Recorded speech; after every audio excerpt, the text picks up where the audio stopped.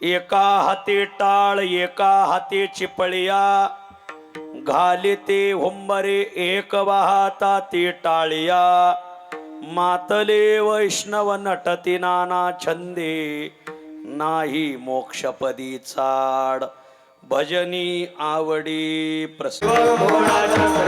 पार्वतीचा पती योगीराज, पार्वतीचा पती योगीराज, पार्वतीचा पती योगीराज.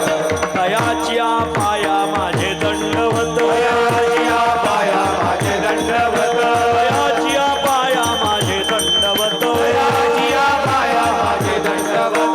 जडो आणि प्रीत जडो नामी, जडो आणि प्रीत जडो नामी, जडो आणि प्रीत जडो नामी. एका हाती टाळ एका हाती चिपळिया, घालिते हुंबरे एक वाहता ती टाळिया, मातले वैष्णव नटती नाना छंदे, नाही मोक्षपदी चाड भजनी आवडी प्रस्तुतस्थळी.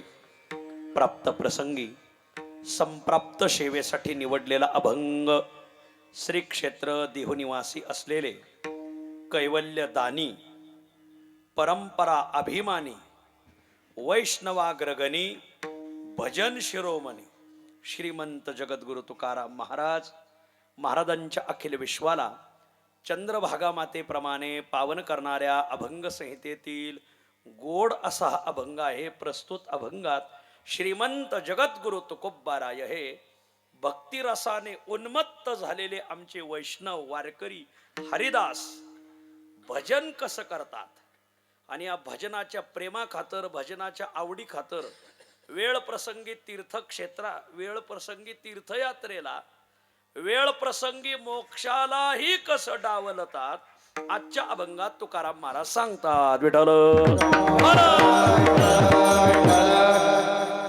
पुण्यपावन साधू संतांचं उभपीक म्हणून प्रसिद्ध असलेला आपला कान्हादेश, खानदेश, या पुण्यपावन खानदेशामध्ये पुण्यपावन आदिशक्ती मुक्ताईच्या तेजो विलयाने पावन झालेला जिल्हा.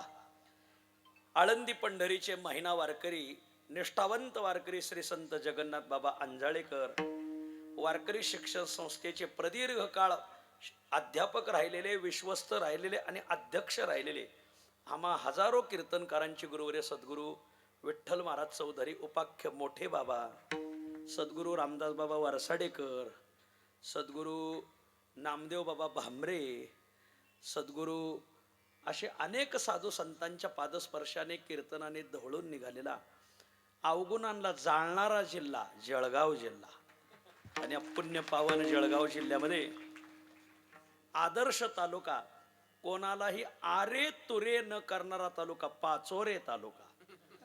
आणि या पाचोरे तालुक्यामध्ये अनेक गावं परमार्थ करणारी, त्या अनेक गावापैकी राजकारण असो वा परमार्थ असो, जो योग्य चालल त्याचा सत्कार करणार, चुकलेल्याला बांबू काढणार बांबरोड गाव. आणि या पुण्य पावन बांबरोड गावामध्ये श्री संत शंकर बाबा दिघवतकर साधुवर्य, आम्हा सर्व कीर्तनकाराचे गुरुवर्य मोठे बाबा आणि हरिभक्तीपरायण सावता महाराज मोहाडीकर आणि आपल्या सर्वांचं श्रद्धास्थान, ज्यांच्या पायावर आपण सर्व आदराने मस्तक ठेवतो आणि सगळं दुःख ज्यांच्या जवळ गेल्यावर विसरतो, असे सर्जेराव बाबा विसरणेकर आणि यांच्या सर्व साधू संतांच्या कुशल मार्गदर्शनाने बांबरोड ग्रामस्थांचा हा भव्य दिव्य अखंड हरिनाम सप्ताह आणि या सप्ताहाकरिता गावातील महिला मंडळ, पुरुष मंडळ, तरुण मंडळ, थोर अन्नदाते, थोर देणगीदार, थोर संत पूजनदाते सर्वांच्या सहकार्यातून हा उत्सव पार पडत आहे. आपल्या गावाला आज योगायोगाने भेट द्यायला आलेले आमच्या नेवाशाचे पण आपल्या पाचोरे तालुक्याचे PSI, ज्यांनी माझ्याच कीर्तनात माळ घातली आणि ते माळकरी झाल्यापासून त्यांनी आपल्या जळगावमध्ये 1108 माळकरी तयार करायचे असा संकल्प केला आणि आत्तापर्यंत 500 मुलांना ज्यांनी माळी घातल्या आपल्या जळगाव जिल्ह्यात, असे गेली 4-5 वर्षापासून ते इथं PSI आहेत.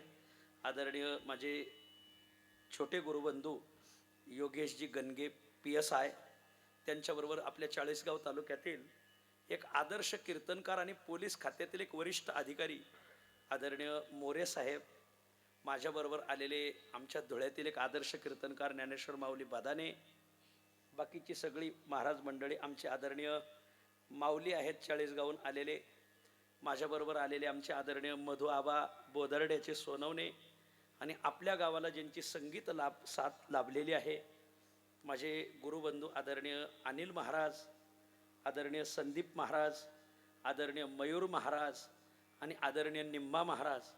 आणि पखवाजाच्या बाबतीत अख्ख्या खानदेशात ज्यांचा कोणी हात धरायचा नाही, ज्यांची थाप ऐकल्यावर भले भले यज्ञ पेटत येत असे यज्ञेश महाराज. पखवाजच ऐकत राहावा असं वाटत होतं. किती ऐकावं महाराज, वा सुंदर. आणि गावाने आदरणीय सर्जेराव बाबांनी अनेक दिवसापूर्वी ही सेवा माझ्या गळ्यात घातलेली आहे. तेव्हा खूप इथं त्रिवेणी संगम आहे, गिरणा नदीच्या काठावर पुण्य पावन महादेवाचं हे प्राचीन देवस्थान आहे.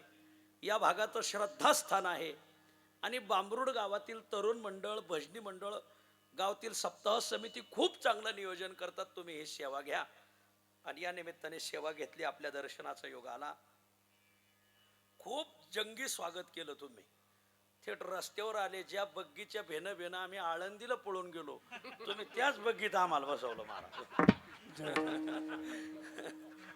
चला, जैसा देश वैसा भेष. तिथून आलो.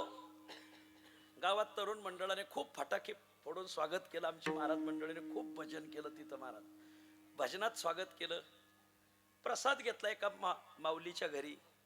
प्रसाद घेतल्यानंतर आपल्या पुढे उपलब्ध झालो. आणि आपल्या पुढे उपलब्ध झाल्यावर या साहेब, या तहसीलदार साहेब आहेत ना, आदरणीय बनसोडे साहेब, आपल्या तहसीलदार आहे. जरा टाळ्या वाजा. वा, म्हणजे आपलं पोलीस प्रशासन आणि महसूल विभाग आज आपल्या कार्यक्रमाला हजर आहेत म्हणायचं. वा. जर तुम्ही शासकीय मंडळी जर परमार्थात आले तर शासनातला भ्रष्टाचार 100% मुक्त होईल. तुमचा आदर्श संपूर्ण महाराष्ट्र घेऊ आणि तुमच्या आदर्शावर सगळे शासकीय अधिकारी चलो, जेणेकरून या महाराष्ट्रात एक क्रांतीची लाट आल्याशिवाय राहणार नाही महाराज. वा, खूप छान. आपल्या बांबरुडच्या सप्त्याने सध्या सगळ्या खानदेशाला मोहिनी टाकलेली, खूप मोहिनी. मला सकाळ धरून 10-12 फोन आलेत की महाराज खूप छान नियोजन आहे. महाराज तुम्ही आमचे सप्ते पाहिले नाही. अरा सप्त्याचा नादच नाही करायचा आमचा महाराज. आमचा कोणताही सप्ताह लाखभर लोक 2000 टाळकरी. आत्ताच आमचा भंडारीवर सप्ताह झाला. सप्त्याचं लय ज्ञान आपल्याला महाराज. मी हौशी गडी महाराज परमार्थात. पण मला तुमचं वातावरण पाहिल्यावर मला आज मी बांबरोडला कीर्तन करतोय असं वाटत नाही. मला वाटतंय काल परवा झालेल्या भंडाऱ्या डोंगराच्या सप्त्यावरच कीर्तन करतोय. खूप पवित्र वातावरण महाराज. तिथं वेशीपाशी न्यायला मला 200-250 मुलं होते. स्वागताला असे तरुण मंडळ होतं. बऱ्याच गावात गेल्यावर कारभाराच्या गळालेल्या म्हाताऱ्याच्या हातात असतोय महाराज. त्यांना पाहिल्यावर असं वाटतंय आता आपण बी बसूनच घ्या, कीर्तन बसून कीर्तन करावं असं वाटतं. 200 मुलं होते त्या कमानीपाशी स्वागताला. 200 माता माऊल्या स्वागताला हजर होत्या. इथं आल्यापासून गाडीतून उतरलं का 100 मुलं उभी होती महाराज. कीर्तन करायला असं फ्रेश वाटत महाराज. पुढं बसलेली अशी माणसं फ्रेश पाहिजे कीर्तनाला. वा, काही ठिकाणी पुढं लय गार माणसं बसलेली असतील महाराज. वा, खूप चांगलं वातावरण. केवढा सुंदर मंडप दिलाय. कीर्तनकार येत असताना अशा खूप सुंदर दीपावली लावलेली आहे. खूप सुंदर दिवे लावलेले. ज्या मुलींनी लावले जरा त्या मुलींसाठी टाळ्या वाजा एकदा. खूप सुंदर मंडप, खूप सुंदर. सिस्टीम साठी आमच्या मयूरबाईसाठी एकदा टाळ्या वाजा. वा, खूप सुंदर. आणि मग आपण सगळी मंडळी खूप चांगलं नियोजन करतात. सर्जेराव बाबाच्या प्रयत्नाला यश आलं. त्यांची इच्छा होती की तुम्हाला एकदा आमच्या बांबरोडला आणायचं. आणि मी आधी बांबरोड ऐकल्यावर मला वाटलं बांबू बिंबू काढतील का काय कोणाच ठाऊक. पण त्रिवेणी संगमावर हे सेवा आहे. महादेवाची परम कृपा या गावावर हो. सगळ्या घराण्यांना महादेवाची कृपा प्राप्त हो अशी महादेवाच्या चरणी प्रार्थना. विठ्ठल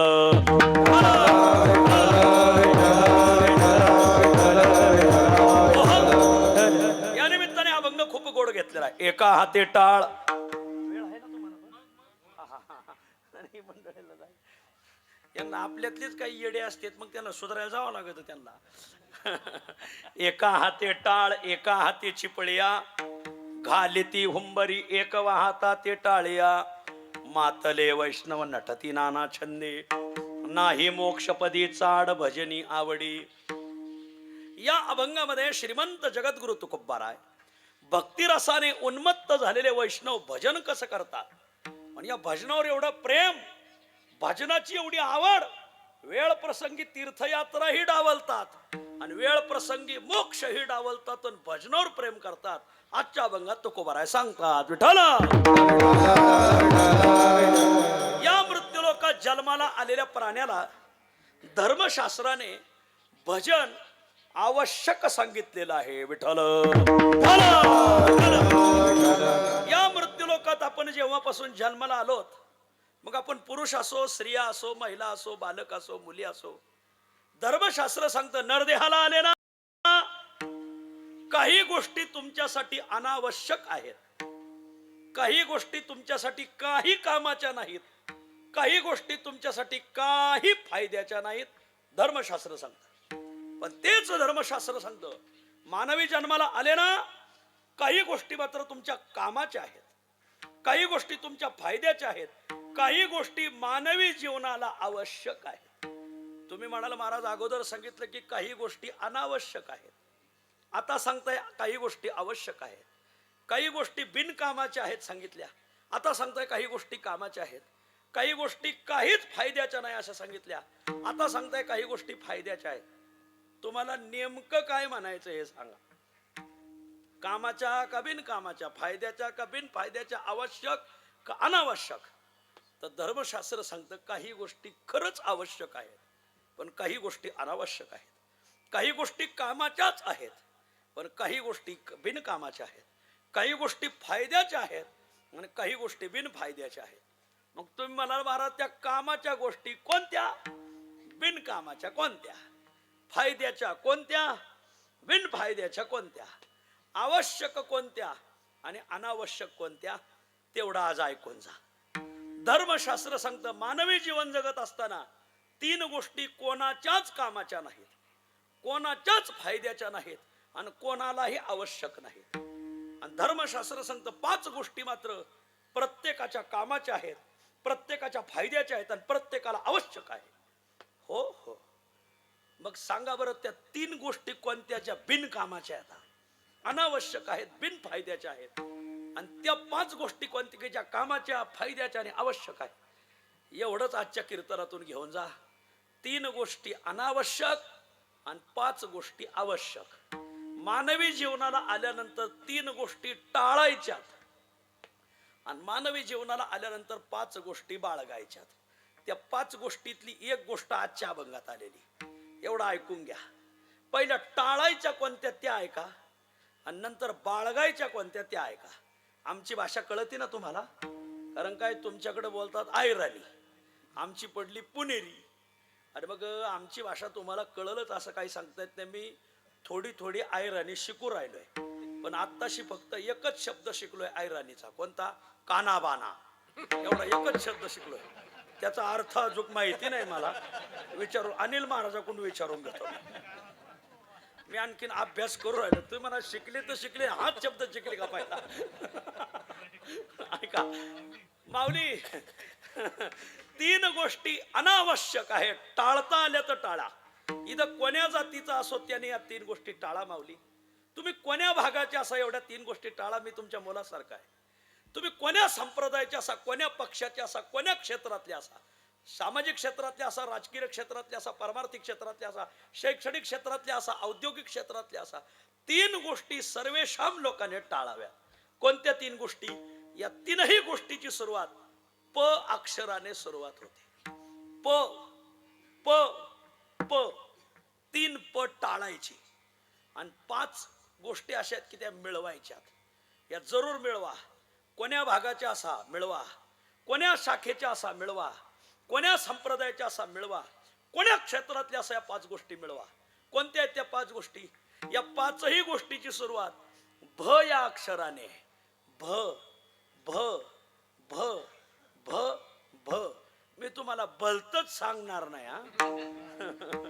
ऐका, 3 प अनावश्यक, 5 भ आवश्यक, 3 प बिनकामाचे, 5 भ कामाचे, 3 प बिनफायद्याचे. या इथं या, इथं इथं जागा आहे. आणि 5 ब फायद्याचे. विठ्ठल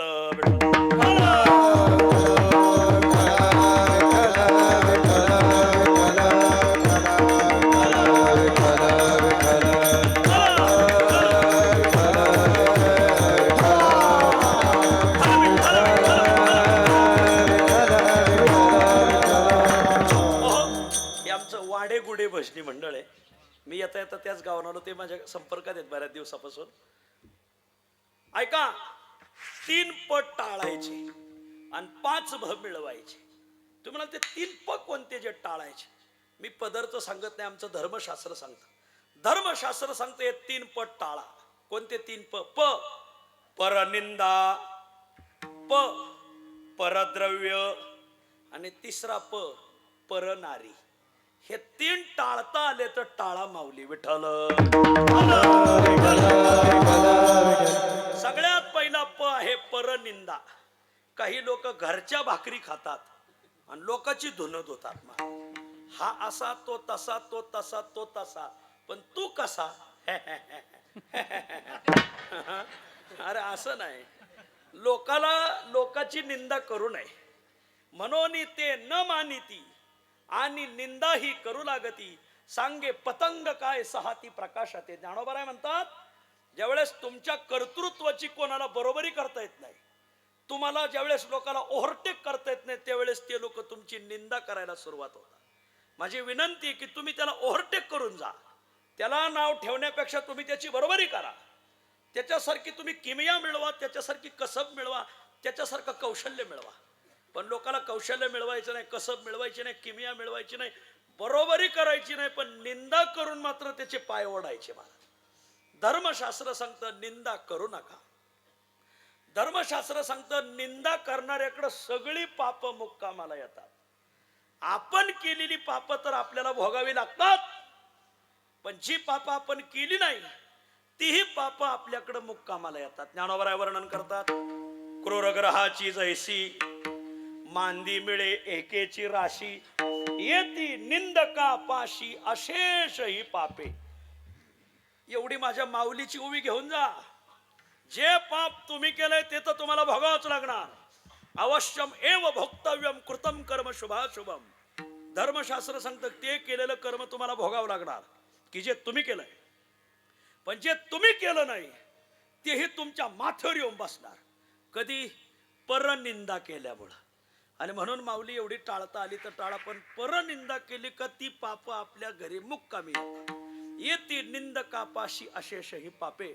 आपल्या बांबरूड सारखं एक आदर्श गाव होतं. त्या गावात एक असंच महादेवाचं मंदिर होतं. त्या महादेवाच्या मंदिरात एक 25 वर्षापासून एक जातिवंत संन्यासी राहत होता.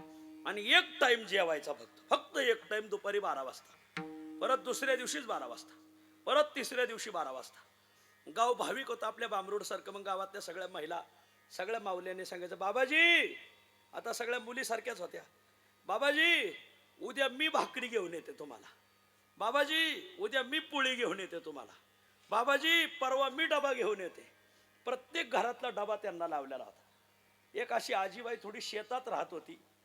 आणि शेतात राहणारी आजीबाई तिने सांगितलं, बाबाजी उद्या मी तुम्हाला दही धपाट घेऊन येते, तुमच्याकडे आहे का? हे पक्वान आहे का? 5-6 धान्याचं मिळून एक धपाट नावाचं बनवलं जातं. आजीबाई राहत होती तिथं, खूप मोठा डोंगर होता. मग आजीबाईने 10-12 धपाटे थापले. एका मडक्यात पाणी घेतलं, एका मडक्यात दही घेतलं, एका भांड्यात थोडासा ठेचा घेतला. जीवनात आणि जेवणात ठेचा खाल्ल्याशिवाय चव येत नाही. काय काय काय काय काय काय काय जीवनात आणि जेवणात 2 शब्द सारखेच आहेत. जीवनात आणि जेवणात ठेचा खाल्ल्याशिवाय चव येत नाही. जीवन जगताना थोड्या ठेचा खाव्याच लागतात. आणि जेवणातही जरा ठेचा खाल्ला तर मग जेवण जरा चवदार होतं. महाराज, आजीबाईने ती संपूर्ण असे एक भांड घेतलं, त्या पाटी घेतली आणि त्या पाटीमध्ये ते धपाटे, ते दही, तो ठेचा, थोडासा गुळ, पाणी, आणि ते सगळं घेऊन आजीबाई डोक्यावर घेऊन निघाली. खूप मोठा डोंगर होता आणि त्या डोंगरावर एक गरुड राहत होता, गरुड. आणि तो गरुड पक्षी कुठंतरी जायचा आणि काहीतरी भक्ष्य घेऊन यायचा. एखादा साप आणायचा, एखादा पाखरू धरून आणायचं आणि तिथं खायचा. ज्या दिवशी ती आजीबाई चालली होती त्या महादेवाच्या मंदिरात एक महाराजी राहत होते त्यांना डबा घेऊन, तर त्या दिवशी गरुडाने किंग कोब्रा नावाचा नाग धरला होता. नाग असा जहर विषारी. नागाला घेऊन चालली असताना तो गरुड चालला, नाग जरा वळवळ करायला लागला तर गरुडाने असे त्याच्या नख्या आवळल्या. नख्या आवळल्यावर त्याच्या पोटाला पीळ पडला आणि पीळ पडल्यामुळं त्याच्या तोंडातून विषाची गरळ खाली पडली. कर्मधर्म संयोगाने ती विषाची गरळ त्या दह्याच्या गाडग्यात पडली. साधूलाही माहिती नाही, त्या माता माऊलीलाही माहिती नाही, त्या गरुडालाही माहित नाही, त्या सापालाही माहित नाही काय प्रकरण झालंय. आजीबाई गावात गेली, महाराज बाबाजी हात धुवा. मग बाबाजीने हातपाय धुतले, आसन बसायला टेकलं. आता आपला जळगाव जिल्हा असल्यामुळे केळीच्या पानाला कमतरता नाही. लगेच केळीचं पान टाकलं, 2 धपाटे वाढले, थोडा ठेचा वाढला, दही वाढलं, गुळ ठेवला. म्हणा पुंडलिका. महाराजांनी आपलं पाणी फिरवलं. पुंडलिका महाराजाला भूक लागली होती, दिवसातून एकच टाईप जेवायची.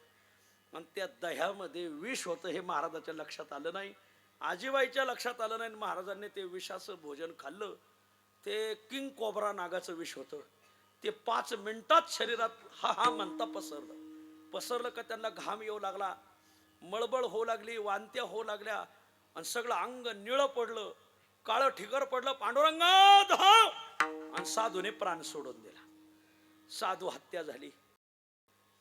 यमराज 5-6 यमदूताला घेऊन चालले त्या गावाला.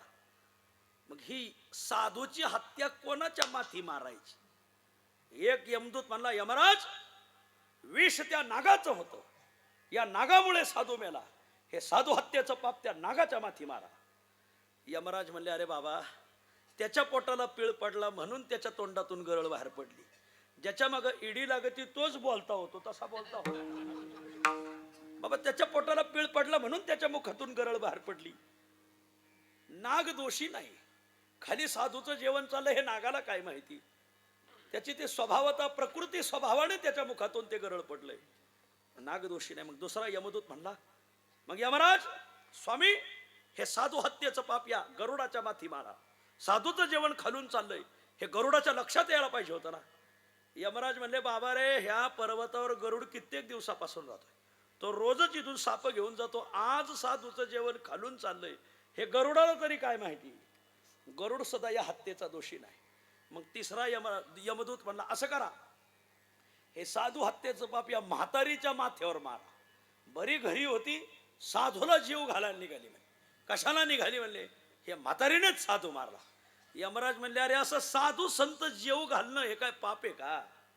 अरे साधू संताला जीव घालणं असा जर दोष असेल तर इथून पुढं आपण जर म्हातारीच्या माथी मारलं तर इथून पुढे कोणी साधू संताला जीव सुद्धा घालणार नाही. म्हातारी निर्दोष. मग चौथा यमदूत म्हणला, असं करा, मग आता ते पाप आहे ना, नागाच्या नाही, गरुडाच्या नाही, म्हातारीच्या नाही, मग ते पाप साधूच्याच माथ्यावर मारा. पाप साधू हत्येचं मारायचं कोणाच्या? साधूच्या. यमराज म्हणले, का रे तू मंत्रिमंडळात होतं का काही दिवस? हा, तुला कोणी सांगितले असले निर्णय घ्यायला? काय काय निर्णय घेतोय? साधू हत्येचं बाप, त्याचं हत्या त्याच्यात माती. याला डिस्चार्ज द्या म्हणले, याला हे आपल्या नोकरीत ठेवूच नका याला. मग मारायचं कोणाच्या माती? तेच तुम्हाला घेऊन चाललोय दाखवायसाठी. आणि मग त्या महादेवाच्या मंदिरापुढं खूप मोठा ओटा होता, पिंपळाचा पार. पिंपळाच्या पारावर गावातले काही अनुभवी माणसं बसली होती. अनुभवी म्हणजे ब्रह्मदेवाच्या गैरहजेरीत जन्माला आलेले होते. आणि मग त्यांचं चाललं होतं, हे साधू भांगारे, ती म्हातारी तशी, म्हातारीनेच साधू मारला. दुसरा म्हणला, साधूनी तरी 25 वर्ष या गावात कशाला थांबायचं? तडका फटके, नदी अशी वाहती असावी तसा साधू फिरता पाहिजे. साधूच बावळाट हे, म्हातारी तर अशी आहे, म्हातारीने साधू मारला. 5-25 माणसं बोलत होती. यमराज म्हणले, बरं का, हे साधू हत्येचं पाप ह्या ह्या ह्या ह्या अनुभवी लोकांच्या माथ्यावर आणायचं. म्हणले, का बरं? हे अख्ख्या गावाचं धुणं धुत बसले तिथं, घरच्या भाकरी खातेत, लोकांना नावं ठेवतेत. वर बघा, कीर्तन ऐकताना माणसाने असं वर बघत जायचं, खाली नाही पाहायचा. हे नावं ठेवणारे जरा बारीक आहे का? गायकाला नाव ठेवणार, शिष्टीमोल्याला नाव ठेवणार, आचार्याला नाव ठेवणार, मंडपवाल्याला नाव ठेवणार. बाबा तू करून बघ ना, तू जरा अनुभव घे. नाही नाही, एवढा मोठा सप्ताह झाला बामरोडचा, मग ती पावशेर हळद उरली होती, त्याचं काय झालं? ती तुला लावायला ठेवली. अरे तू करून बघ ना बाबा, तू कर ना, मग कळल ना तुला. अरे ज्याचं जळत त्यालाच कळत बाबा. असं आहे. हे नावं ठेवणारी होती, यमराजाने ते सगळं पाप त्यांच्या माथी मारलं. लगेच कोरोनामध्ये सगळे पॉझिटिव्ह काढले आणि सगळे हानीतच नेले महाराज. मला सांगा, साधू हत्या त्यांनी केली होती का हो? नाही. पण साधू हत्याचं पाप त्यांच्या माथी आलं का नाही? आलं. का आलं? फक्त आणि फक्त परनिंदा. म्हणून कोणाची निंदा करू नका. परनिंदाकाकडे सगळी पाप मुक्कामाला येतात. ज्ञानोबा सांगतात, येती निंदकापाशी अशेष ही पापे. असंच प्रमाण तुकाराम महाराजांनी बाळक्रीडेत दिले. तुकोबाराय सांगतात, तयासी घडली सकळ ही पापे.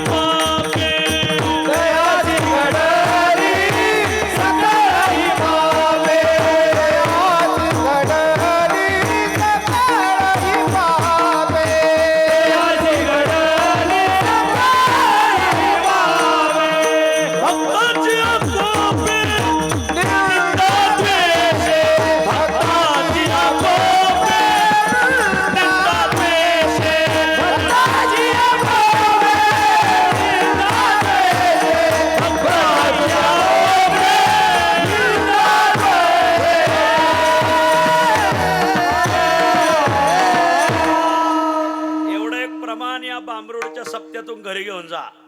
आपल्या वहीच्या पहिल्या पानावर ठेवा. सकाळ झाली, स्नान झालं का एवढं माझ्या तुकाराम महाराजाचं प्रमाण रोज मानायचं. तयाशी घडली सकळ ही पापे, भक्ताची कोपे निंदा द्वेषे. म्हणून सगळ्यात पहिला प टाळायचा, परनिंदा. दुसऱ्याला नाव ठेवायचं नाही. दुसरा प टाळायचा, परद्रव्य. माऊली, आज देवाने तुम्हाला ताकद दिलेली, तुमच्या दंडात ताकद आहे, तुम्हाला भरपूर वेळ आहे, तुम्हाला खूप बुद्धी दिलेली, तुम्ही तुमची बुद्धी चालवा, दिलेल्या वेळेचा सदुपयोग करा आणि आपल्या दंडातली ताकद ओळखा आणि घाम गाळून पैसा मिळवा. वा, पैसा कष्टाचा असावा, हरामाचा नसावा. आता आमचे यज्ञेश महाराज एवढा गोड पखवाज वाजवतात. मी तरी कीर्तन करताना घाम पुसतोय, पण त्यांना घाम पुसवायला रुमाल सुद्धा ठेवला नाही त्यांनी. का बरं? घाम आला तरी त्यांना तुम्हाला दाखवायचंय पैसा घामाचा आहे. अजय, पैसा कष्टाचा असला पाहिजे. माऊली, जोडोनी धन उत्तम व्यवहारे, उदास विचारे वेद. कष्टाने पैसा मिळवा, कष्टाने. आमच्या संस्थेत आमचे सगळ्यांचे गुरुवर्य मोठे बाबांचं एक तुम्हाला वैशिष्ट्य सांगतो. संस्था सुटला मुलगा का ते पहिलं विचारायची, इथून नंतर तू काय करणार? मग तो म्हणला, मला अभ्यासच करायचा, तर तू भंडाऱ्यावर जा, गाथा पाठ कर. जा बोधे बाबांकडे जा, बाबा तुला गाथा देतील. ज्ञानेश्वरी पाठ करायची, भामचंद्र जा, बोधे बाबांकडे जा, तुला ज्ञानेश्वरी देतील. गाथा ज्ञानेश्वरी पाठ झाली, आता तू चातुर्मासात देगलूरकर महाराजांकडे राहा, रामभाऊ महाराजांकडे राहा, तयारी कर, मग कीर्तन करो. पण एखादा जर म्हणला, आता बाबा मला घरी जावं लागेल, वेळ नाही, मग तू घरी जाऊन करणार काय? मग तू कुठेही राहायला, शिक्षण काय झालं, लाव रे एखाद्याला फोन, आमचा संस्थेचा मुलगा याला नोकरीला लावा. ते म्हस्के महाराज म्हणून धारणगावला शिक्षक केले बाबांनी. दिनकर बा म्हस्के धारणगावलाच होते महाराज, बाबांनीच शिक्षक केले. मग ते सावरगाव, त्यांचं मढी सावरगाव आहे, इकडे पाथर्डी तालुक्यात गावे, नगर जिल्ह्यात. प्रत्येक मुलाला आपल्या पायावर उभं करायचं हे त्यांचं धोरण. कष्ट. आमच्या संस्थेत पहिलं हातकाम शिकवलं जायचं, हातमाग शिकवलं जायचं. कीर्तनकार हा कष्टाळू असला पाहिजे महाराज. कीर्तनकार पंक्ती पठाण नसला पाहिजे महाराज. वा, कष्टाळू कीर्तनकार. मग अशी आदरणीय मोरे साहेबांना तेच सांगितलं, शासकीय पगार आहे ना तुम्हाला, हो, मग तुम्ही सेवा भावनेने कीर्तन करा. वा विठ्ठल. त्यात खूप आनंद आहे महाराज. त्यात एवढी सेवा घडते की तो बाबा पंढरीचा बाबा विटेवरला बाबा ऋणी होतो महाराज. माझा विषय संपला. प्रत्येक माणसाने उद्योगाने पैसा मिळवला पाहिजे. आज कष्ट केल्यावर काय होत नाही. कष्ट केले तर चहावाला बाबा 3दा कारभारी झाला भारताचा महाराज. चहा विकणारा कारभारी झाला, रिक्षावाला मुख्यमंत्री झाला, भाजी विकणारा उपमुख्यमंत्र्यापर्यंत गेला होता. विस्तार नको, मला कोणाची नावं नाही घ्यायची. कष्ट केले पाहिजे महाराज. कष्टाचा पैसा मिळवा. पण काही लोकांना हरामाचा पैसा मिळवायची सवय. याची टोपी त्याच्या डोक्यात, त्याची टोपी त्याच्या डोक्यात, त्याची टोपी त्याच्या डोक्यात, सगळ्या टोप्या आपल्या डोक्यात. वा. कोणाला भिशीत बुडवतील, कोणाला केबिशीत बुडवतील. सध्या महाराष्ट्रात पंचाक्षरी मंत्र चाललाय. भिशी केबिशी मोजून बघा, 5च आहेत. भिशी केबिशी कोणाला बुडवतील काय काय. कधी कधी कीर्तनकाराच्याही पाकिटातले काही काही पैसे काढतात. मला घडलंय म्हणून म्हणतोय महाराज. असं आहे. काही काही लोक असतात त्यांना डिप्योर आकडा टाकायचा नाद असतो. संपला माझा विषय. कष्टाने पैसे मिळवा. हरामाचा पैसा काही कामाचा नाही. विठ्ठल. अन्यायाने मिळवलेलं धन फक्त 10 वर्ष टिकत महाराज. 10 प्राप्ते तू एकादशे वर्षे. एकदा का 11वं वर्ष लागलं समूलम विनश्यती, मग ते धन राहत नाही महाराज. म्हणून माझी विनंती, परद्रव्यावर माणसाची नजर. दुसऱ्याच्या रुपयाला माणूस लाजिनदार नसला पाहिजे. वा. परद्रव्य एक, परनिंदा, आणि तिसरा प आहे परनारी. माऊली, एकाच बँकेत खातं खोललं पाहिजे. आमची भाषा कळतीन तुम्हाला. हा, दुसऱ्या माऊलीकडे पाहायचं नाही. डबल बटन दाबल्यावर मतदान बाद होतं. आमची भाषा कळतीन तुम्हाला. हा, डबल बटन दाबायचं नाही. एकाच बँकेत खातं खोलायचं. मी जरा असं शिस्तीत बोलणारा बुवा आहे महाराज. वा. हे आमची भाषा कळती ना पण तुम्हाला. वा. डबल बटन दाबायचं नाही, मतदान बाद. तसा गडी डबल बाहुल्यावर उभा राहिला का गडी बाद बाद. वा. म्हणून ध्यानात धरा. परस्त्रीकडे पहा. तुम्हाला दुकानात गेले ना, 2 किलो गुळ घ्यायचं तर 4 किलो गुळ घ्या. 5 किलो साखर घ्यायची तर 10 किलो घ्या. 1 किलो पत्ती घ्यायची तर 10 किलो पत्ती घ्या. नीट निघा. पण लोक दुकानात जातात तर म्हणतात का हो आज दुकानात तुम्ही बसले तो हे बाईसाहेब दिसत नाही, तुला का आंबे हळद लावायची का. अरे आपणा लागी काम वाण्या घरी गुळ, त्याचे याती कुळ काय कीजे. तू त्याच्या घराण्यातल्या लोकांच्या चौका खात्या घराचे वाशे कशाला मोजिता. पडलंय काय महाराज. ज्यावेळेस प्रभू राम आणि सुग्रीव यांची मैत्री झाली आणि मग सुग्रीवाने सांगितलं की माझी पत्नी वालीने नेली. राम म्हणले अरे माझी पत्नी रावणाने नेली. राणी दुखिया दुखी भेटली. असं उदाहरणच सापडायचं नाही या ओवीला महाराज. या ओवीले फिट उदाहरण आहे महाराज. दोघं दुःखी, समान दुःख. सुग्रीव म्हणले कोणी नेली तुमची पत्नी. रावणाने. थांबा थांबा थांबा. एक विमान मार्गाने कोण्यातरी एका अबला स्त्रीला एक दुष्ट घेऊन चालला होता. बहुतेक तो रावणच असावा. पण त्या माऊलीने काहीतरी असे कापडामध्ये काही दागिने घेतले तर खाली टाकलेत. ते सीतेचे आहेत का बघा बरं जरा. म्हणे आणा बरं ते दागिने. ए नळनीळ, ते दागिने घेऊन ये. एका कापडामध्ये ते दागिने होते. कापड पाहिलं का प्रभू राम म्हणले हेच कापड आहे. याच पायाने सीतामैया रोज माझे पाय पुसायची म्हणले. हे माझ्या सीतेचंच वस्त्र आहे. बर. काढलं, पहिलं निघालं डोक्यावरला झुंबर. पाहिलं का हा सीतेचा आहे. लक्ष्मणा हा झुंबर ओळखला का सीतेचा आहे. लक्ष्मण म्हणले मी ओळखला नाही. नाही मग कानातले दागिने हे सीतेचे आहेत. लक्ष्मण म्हणले मी ओळखले नाही. हे गळ्यातला अलंकार नाही, हा ओळखला नाही. हा दंडातला बाजूबंद नाही, हे ओळखला नाही. हे कमरेचा पट्टा हो नाही ओळखला. हा पायातला जोडवा हा सीतेचा आहे. हे पायातला जोडवा का रे. पायातला अलंकार सीतेचा. हे वरचे ते म्हणले सीतामाई वर पाहिली कोणी. मी जन्मभर सीतेच्या पायाकडेच पाहून राहिलो महाराज. वा काय माणसं होती. टाळ्या वाजायला तुम्ही, आदर्श घोटाळा घालायलाही तुम्हीच महाराज. वा मानलं पाहिजे मात्र. माऊली याचा आदर्श घ्या. लक्ष्मण भैयांचा आदर्श घ्या. आजपासून जीवनातले हे 3 प टाळायचे.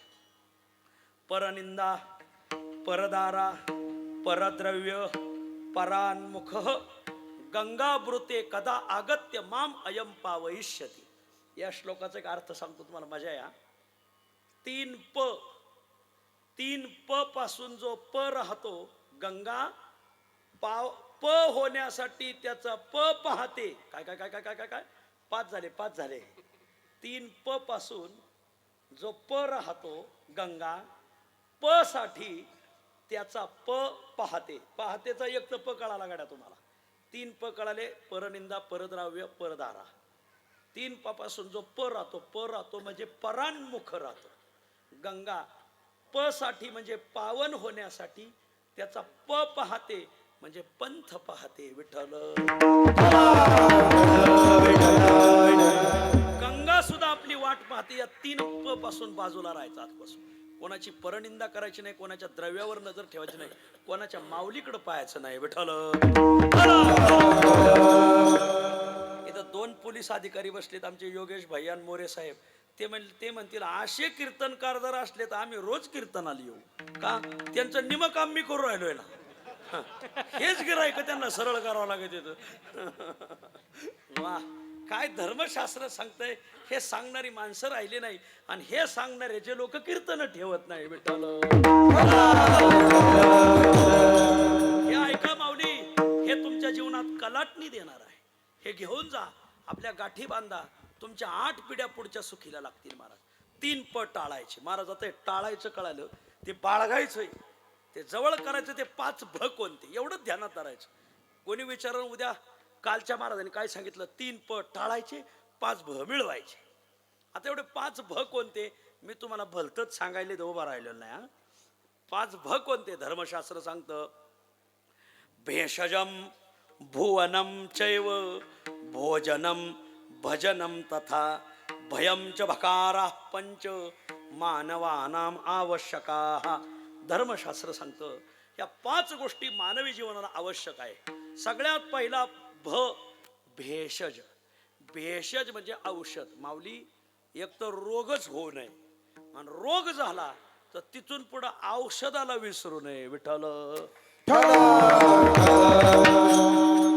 आपल्याला जी औषधं सांगितलेली ती वेळेत घ्या. वेळेत. एक चांगले कीर्तनकार, त्यांना बीपीची गोळी चालू होती. 8 दिवस त्यांनी बीपीची गोळी घेतली नाही. अखेर शेवट त्यांना पॅरालिसिस झाला. महाराज, म्हणून माझी विनंती, ज्याला शुगर आहे होऊ नये. सकळ दुःखाचे आगर ते हे झाले शे शुगर. गाथ्यातलं नाही, हे माथ्यातलं आहे. शुगर होणं म्हणजे आतून भिरूड लागणं. भिरूड तुमच्याकडे आहे का नाही कोण जाणे. आंब्याच्या झाडाला आतून कीड लागते बघा, त्याला काही भागात भिरूड म्हणतात. हा भिरूड लागलं का तो आतून आंबा पोखरतो. तसं शुगर माणसाला आतून पोगरती. महाराज, एक तर शुगर हो नये, बीपी हो नये, काही हो नये, रोग हो नये, आरोग्य असं खणखणीत असावं. महाराज वा. पण जर झालाच रोग तर मग मात्र वेळच्या वेळी औषध घेतलं पाहिजे, पथ्य पाळलं पाहिजे. रोग न गनिजे घरी पथ्याची आज ज्ञानोबराय वर्णन करतात. वेळच्या वेळी भेषज म्हणजे औषध घेतलंच पाहिजे. विठ्ठल बर. भेषजम आवश्यकम. पुढं चला. भुवनम आवश्यकम. भुवन म्हणजे घर. माणसाला हक्काचं घर पाहिजे. नाही तुम्हाला स्लॅब टाकता आले चालेल, सिमेंटचा पत्रा टाका घरावर, पण आपल्या हक्काचा असावा. नाही सिमेंटचा, स्टील पत्रा टाका. नाही स्टील टाकता आला, छप्पर बांधा, कौलाचं घर बांधा, झाडाखाली राहा, पण आपल्या हक्काच्या घरात राहा. दुसरे हक्काच्या नाही, हक्काच्या कोण म्हणलं? हक्काच्या घरात कशाला राहणार? हक्काचं घर पाहिजे, हक्काचं. कारण दुसऱ्याच्या घरात राहणं परगृहे वासः मृत्युरेव न संशयः. धर्मशास्त्र सांगतं जिने पराधीन आणि काहाती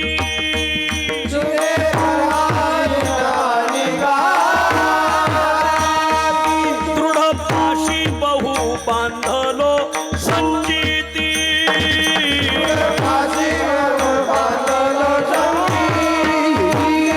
प्रारब्धा क्रियमान सांगती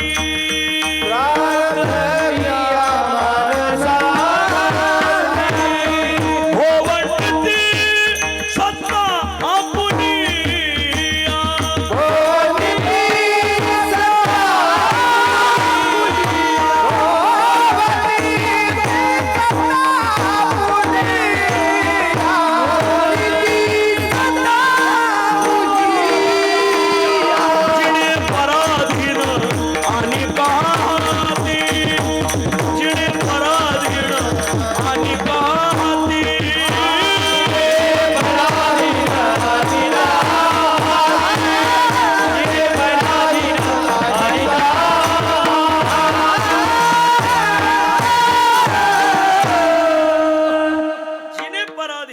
घरामध्ये, दुसऱ्याच्या घरात काय राहताय? आपल्या हक्काचं घर पाहिजे महाराज. गृह पाहिजे आवश्यक, नाथ महाराज लिहितात. भेषजम, औषध घ्या वेळच्या वेळी, बर. भुवन, घर बांधा वेळच्या वेळी, बर. भेषजम भुवनम चैव भोजनम, भोजन वेळेत जेवा. वयाच्या 50 पर्यंत शरीर आपल्याला सांभाळतं. वयाची 50 ओलांडली, आता आपण शरीराला सांभाळायचं. समाजासाठी वेळ द्यायची वयाच्या 50 पर्यंत. 50 ओलांडल्यानंतर आता आपण आपल्यालाच वेळ द्यायची महाराज. आता तुम्ही अगोदरही दिला नाही, नंतर देताना याच्यावरही काही शाश्वती नाही. वेळ द्या, वेळ. आजपासून वेळेत जेवायचं महाराज, वेळेत जेवायचं. कधी जेवावं? धर्मशास्त्र सांगतं सूर्य उदय झाला का 1.5 तासाने जेवावं. सूर्य मावळतीच्या अगोदर जेवावं. वा, त्याचं आरोग्य. सूर्य मावळला का जठराग्नी मंद होत. वय काहीचं तर 80 वर्ष झालं का मग लय खायचा चटका, जठराग्नी मंद, खाण्याचा छंद. वा, असं नाही हा. हे वागणं बरं नव, असं वागायचं नाही. बर, ऐका, वेळेत जेवायचं आजपासून. भेषजम भुवनम भोजनम, पुढं आलं भजनम, पण हे आजच्या अभंगात आहे, हे मी मागं ठेवतो. पुढं चला. भयम, कोणाला तरी भिला पाहिजे मनुष्य. आमच्या लहानपणी शिक्षक राहायचे. गावात जर शिक्षक आले तर सगळी मुलं थरथर थरथर कापायची. आईबाप शिक्षकांपुढं जायचे, मास्तर, गुरुजी, आमच्या बाळ्याला मारा पण शिकवा. वा, कारण त्या काळात 5-5, 10-10 मुलं व्हायची. त्याच्यामुळे एखादं मेलं तरी काही वाटत नव्हतं. आता बळबळ एक होतंय. आणि मग आईबाप म्हणतात, गुरुजी, हा नाही शिकला तरी चालेल, याला हात लावू नका. हा, मग तो तुरुंगात टाकायच्या लायकीचा होतो महाराज. लालने बहवह दोषाः ताडने बहवह गुणाः तस्मात् पुत्रम च शिष्यम च ताडयेत न तो लालयेत. धर्मशास्त्र सांगतं लालने बहवह दोषाः.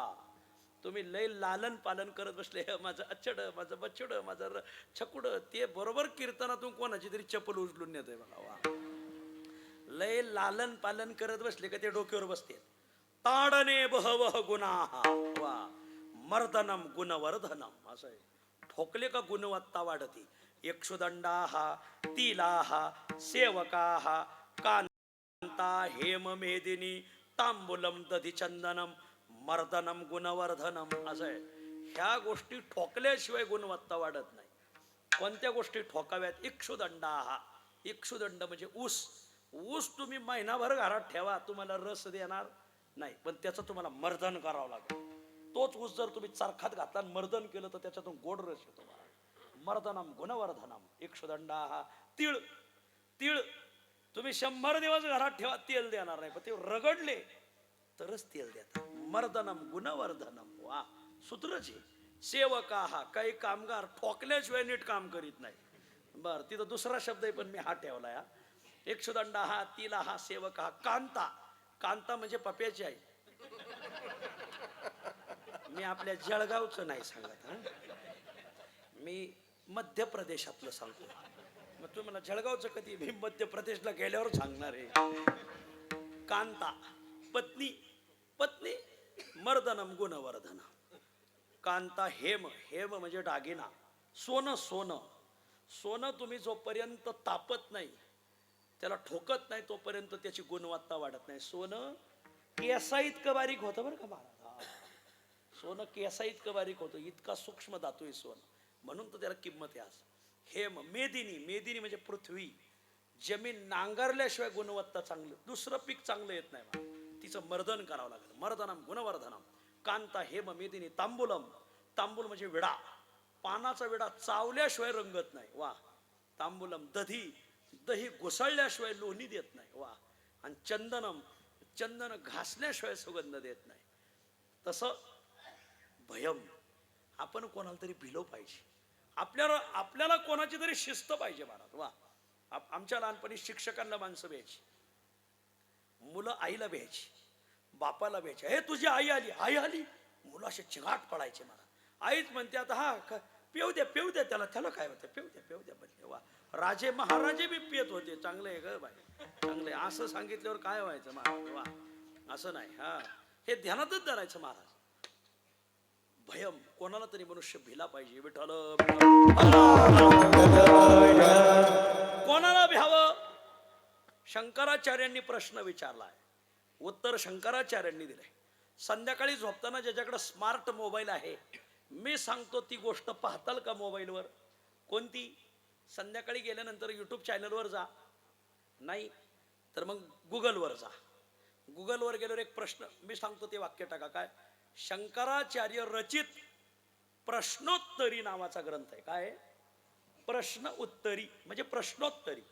शंकराचार्यांनी लिहिलेला ग्रंथ आहे, त्याचं नाव आहे प्रश्नोत्तरी. प्रश्नही शंकराचार्यांनीच विचारले आणि उत्तरही शंकराचार्यांनी दिले. 30-32 श्लोक आहेत, 31 श्लोक असतील. आता घाई घाईने आठवायचं नाही मला. त्या प्रश्न शंकराचार्यांनीच विचारले आणि उत्तरही त्यांनीच दिलेत. वा, म्हणजे प्रश्न बी तिथंच आहेत आणि उत्तरही तिथंच आहे. कधी कधी जिथं प्रश्न असतो तिथं उत्तर नसतं, तर कधी कधी जिथं प्रश्न असतो तिथंच उत्तर असतं. हो हो, पेपर चालू झालेत ना 12वीचे का काय? हो, ऐका, कधी कधी जिथं प्रश्न असतो तिथं उत्तर नसतं. शाळेत मुलं परीक्षेला जातात, त्यांच्यासमोर प्रश्नपत्रिका असते. प्रश्न तिथं असतात, उत्तर तिथं नसतात. मग उत्तर कुठं असतात? सदऱ्याच्या बाहीत असतात किंवा मांडीवर लिहिलेले असतात. असो, कधी कधी जिथं प्रश्न असतात तिथं उत्तर नसतात, परंतु कधी कधी जिथं प्रश्न असतात तिथंच उत्तर असतात. हो हो, मी तुम्हाला एक प्रश्न सांगतो आणि उत्तरही सांगतो. तुम्ही बोलू नका. अनिल महाराज कोणी, संदीप महाराज, मयूर महाराज, लिंबा महाराज कोणी बोलू नका. मी प्रश्न तुम्हालाच सांगणार आहे आणि उत्तरही तुम्हालाच सांगणार आहे. फक्त ओळखायचं. पहिला प्रश्न पुरुषांना, प्रश्नाने उत्तरही सांगतो, ओळखा. दुसरा प्रश्न महिलांना, प्रश्न सांगतो, उत्तर सांगतो, ओळखा. जो ओळखील त्याला 1 रुपया बक्षीस. कोणाला बक्षीस छोटं का? हे मला सगळे छोटे माऊली म्हणतात म्हणून. पुढल्या वर्षी मोठे माऊली येतील, मग ते जास्त बक्षीस देतील. हा, पुढल्या वर्षी बोलवा त्यांना. गाथा पाटे, ज्ञानेश्वरी पाटे, अशा माणसांचे पाय आपल्या गावाला लागलेच पाहिजे. विठ्ठल विठ्ठल. पहिला प्रश्न पुरुषांना, प्रश्न सांगतो आणि उत्तर सांगतो. जिथं प्रश्न तिथंच उत्तर. महिला मंडळ, दुसरा प्रश्न तुम्हाला, प्रश्न सांगतो, उत्तर सांगतो. जिथं प्रश्न तिथंच उत्तर. ऐका, वाकडं तिकडं आलं रे गड्या. प्रश्न बी सांगितलाय आणि उत्तर सांगितलंय. वाकडं तिकडं आलं रे गड्या. नापास तुम्ही. मोठं डोकं लांब शेपूट पळ रे गड्या. प्रश्न बी सांगितलाय आणि उत्तर बी सांगितलंय. चला, हा, वा, छान. वा, जरा टाळ्या वाचा त्यांच्यासाठी. उगत तहसीलदार नाही झाले. वा, तुम्ही ग्रामसेवकही व्हाय ना, त्याचं हेच कारण आहे. हा, वाकडं तिकडं आलं रे गड्या. तिचंच प्रश्न, तिचंच उत्तर आहे. आलं आलं आलं कसं असतंय? वाकडं तिकडच असतंय ना. आलं का हे नाही ध्यानात आलं? आलं आलं आलं. वाकडं तिकडं आलं रे गड्या. तू म्हटलं कोणी आलं काय? न हो, तुमची सासूबाई आली. बर, वाकडं तिकडं आलं रे गड्या. नापास झाले तुम्ही सगळे. बर, चला, तुमची राखली साहेबांनी तुमच्यासाठी. महिला मंडळ, मोठं डोकं लांब शेपूट पळ रे गड्या. पळी पळी, पळीचं डोकं मोठं असतं की नाही? लांब शेपूट असतं का नाही? हा हा, भाकरी थांबा, तुम्हाला नाही कळायचं. तुम्ही भाकरी थापा. जुन्या काळात महिला भाकरी थापायच्या तर भाकरी फुगायच्या. आता मुली पदवीधर झाल्यात. आत्ताच्या मुलीची भाकर फुगत नाही, मग थापणारीच फुगती. विठ्ठल ऐका, भय. शंकराचार्यांनी प्रश्न विचारलाय, उत्तर शंकराचार्यांनी दिलंय. शंकराचार्य विचारतात, कुतोपि भीती सततम विधेया. कोणाला भ्यावं? शंकराचार्य लिहितात. उत्तर तेच देतात. 2 गोष्टीला भ्यायचं आजपासून. लोकापवादात भवकाननाच. वा, 2 गोष्टीला भिलं पाहिजे. लोकापवादात. लोकापवादात म्हणजे काय? मला समाज काय म्हणल, याला जो भेटतो ना त्याचं जीवन निष्कलंक राहतं महाराज. वा, आजपासून मला समाज, माझी आई मला काय म्हणल. कोणतंही काम करत असताना हे काम केलं माझी आई मला काय म्हणल, माझा बाप मला काय म्हणल, माझा भाऊ मला काय म्हणल, हा जनता जनार्दन मला ओळखणारे लोक काय म्हणतील. एवढं जरी कळालं तरी महाराज महाराष्ट्रात एका महिन्यात अख्खा महाराष्ट्र गुन्हेमुक्त होईल महाराज. वा, यांना गरजच पडायची नाही. सदरक्षणाय खल निग्रहणाय च. बर, तिथं च टाकायचा राहिलाय. असो, मी संस्कृत शिक्षक आहे म्हणून मला माहिती. संरक्षणाय सदरक्षणाय खल निग्रहणाय च. बर, संपला माझा विषय. भयम 5 भ सांगायचे. भेषज म्हणजे औषध वेळेत घ्या. औषधाच्या वेळा चुकू नका. औषधाची वेळ चुकली का मनुष्य दगावू शकतो. भुवन हक्काचं घर बांधा. भोजन वेळेत जेवा. आणि भय कोणाला तरी भ्या. बर, आता हे राहिलं ना, हा सांगतो. भजनम हे एक राहिलं. भजनम आवश्यकम. माऊली, एखाद्याच्या लग्नाला जाण्याचं चुकलं तरी चालेल. एखाद्याच्या जागरण गोंधळाला जाणं राहिलं तरी चालेल. एखाद्याच्या सुपारीला जायचं राहिलं तरी चालेल. एखाद्याचा बस्ता बांधायला जायचं राहिलं तरी चालेल. सगळं चुकलं तरी चालेल. फक्त एक गोष्ट चुकू नका. तुकाराम महाराज सांगतात, तयाचे भजन चुकू नको. तयाचे भजन चुकू नको. तयाचे भजन चुकू नको. तयाचे भजन चुकू नको. आज कवी ऐकावी एक नारायण. कवी ऐकावी एक नारायण. तयाचे भजन चुकू नको. तयाचे भजन चुकू नको. कवी ऐकावी एक नारायण. कवी ऐकावी एक नारायण. तयाचे भजन तयाचे भजन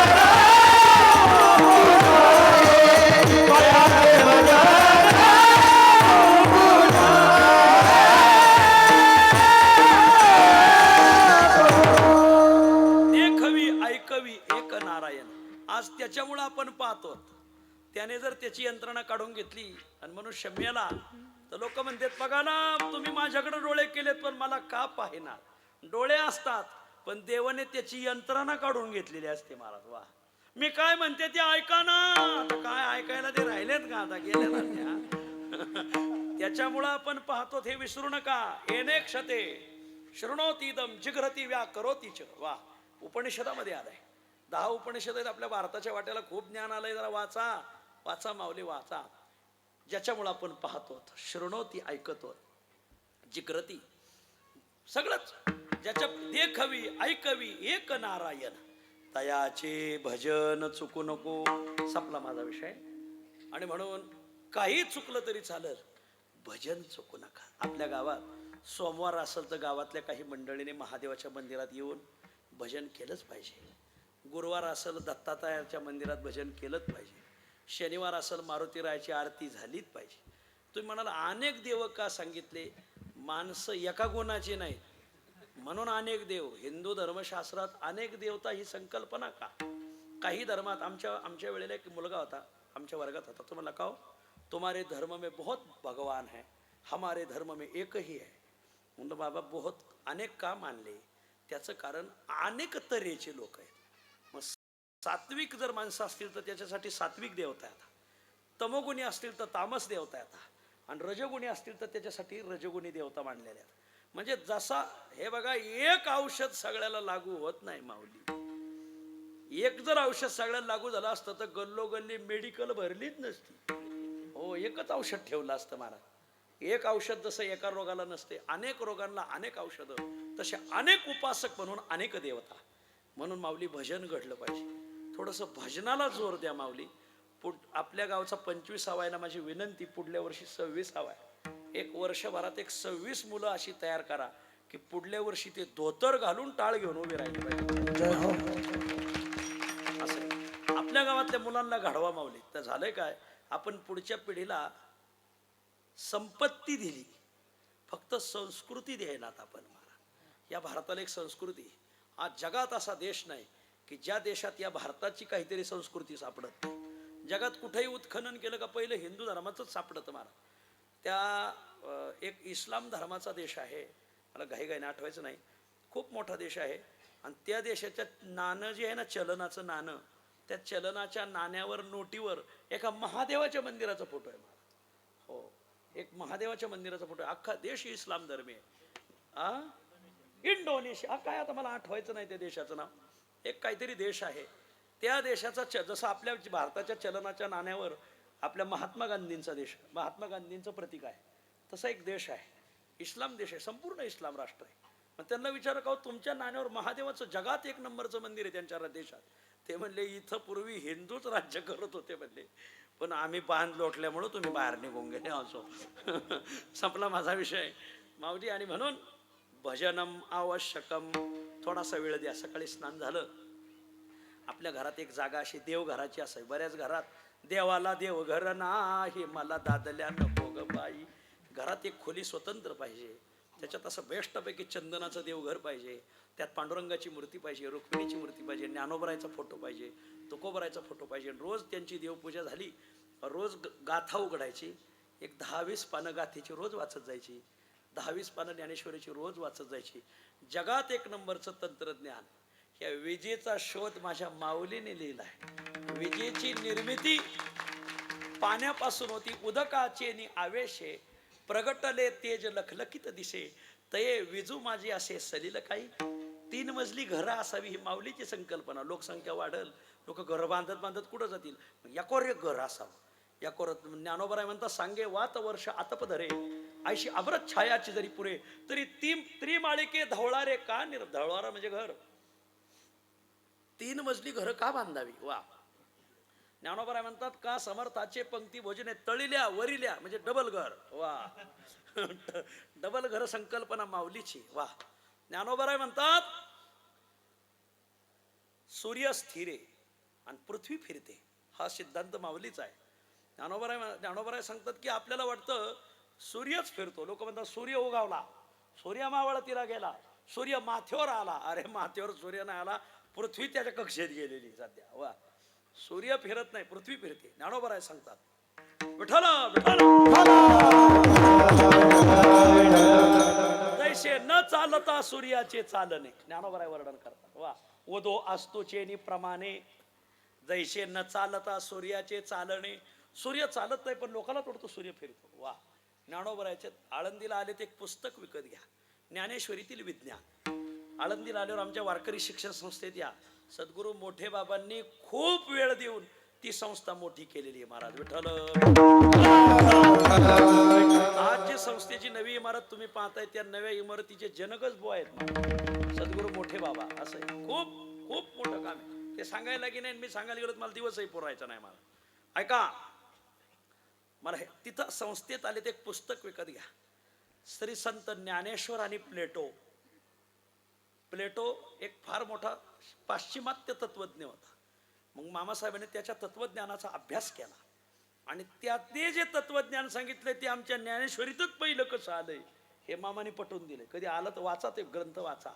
संत ज्ञानेश्वर आणि प्लेटो वाचलं पाहिजे. खूप आपल्या देशासारखं जगात तत्वज्ञानच नाही. आपला विषय चाललाय भजनम. भजनम आवश्यकम. थोडंफार भजन करा महाराज. देवपूजा रोज करावी, गाथेची 5-50 अभंग रोज वाचावे, ज्ञानेश्वरीच्या 200 शिवाव्या रोज वाचाव्या. आपल्याला वाचता येत नसेल तर एखाद्या मुलाकडून वाचून घ्याव्या, एखाद्या मुलीकडून वाचून घ्याव्यात. खूप वाचण्यासारखं आहे. भजनम. थोडंसं भजनाला वेळ द्या. भजनम आवश्यकम. पण भजन कसं करावं. भजनाचे 2 प्रकार. एक आहे एकांगी भजन आणि एक आहे सामुदायिक भजन. एकांगी भजन म्हणजे एकट्यानेच भजन करत बसणं. मला गावात कोणाचंच पटत नाही, एकटाच भजन करत बसला. कोणाची आन पडो छंदा, गोविंदाशी आळव. पण या एकांगी भजनाला आमच्या संत वाङ्मयात एवढं प्राधान्य नाही. मग सगळ्यांनी एकत्र यायचं. मेळविले मांदी वैष्णवाची. वा. एकले या भावबळे कै सापडे तो काळे, पण वैष्णवाच्या मेळे उभा ठाके हाकेशी. सगळे जर एकत्र आले तर खूप भजन चांगलं होतं. काय सांगताय. हो. नुसतं पान खाल्लं रंगत नाही, नुसता कात खाल्ला रंगत नाही, नुसता चुना खाल्ला तोंड भाजल्याशिवाय राहणार नाही. पण तेच पान, तेच कात आणि तोच चुना जर एकत्र आला तर मग मात्र पान रंगल्याशिवाय राहत नाही. तसं टाळकरी, गायक, वादक, श्रोते, कीर्तनकार हे सगळे एकत्र आले का मग रंग भरे कीर्तना प्रेमे हरिदास नाचत. अनेक जणांनी एकत्र येऊन भजन करणे याला माहिती सामुदायिक भजन. मग काय करायचं. मग काहीने टाळ घ्यायचा, बर, काहीने पखवाज घ्यायचा, काहीने पावल्या धरायच्या, बर, आणि बसणाऱ्यांनी पंक्ती धरायच्या. नाही नाही, बसणाऱ्यांनी टाळी वाजवायची. याला सामुदायिक भजन तुकोबराय अभंगाच्या पहिल्या.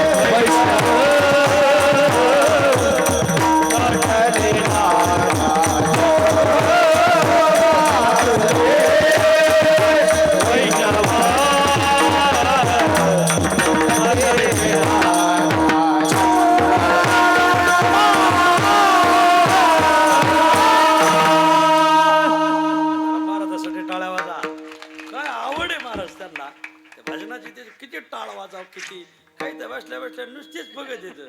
आपल्याला हात दिलेत ही देवानी चुकच केली महाराज. आपल्याला खांबासारखं बनवायला पाहिजे होतं महाराज. जसं खांबाला हात नाही पाय नाही त्याचा सदुपयोग झाला पाहिजे. वा, सामुदायिक भजन म्हणजे काय? सगळ्यांनी येऊन भजन करायचं. मग काय करायचं? एका हाती टाळ. इथं एक शब्दाचा अर्थ घ्यायचा. एक जण.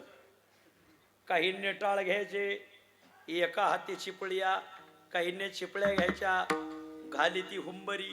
इथं हुंबरी शब्दाचा अर्थ घ्यायचा पावल्या. काही जणांनी पावल्या धरायच्या आणि बसलेल्यांनी पंक्ती धरायच्या, त्याचा झोपा काढायच्या. नाही नाही नाही, एक वाहता ते टाळ्या. वा, बसलेल्या माणसाने टाळी वाजवली पाहिजे. जरा टाळी वाजवा बरं.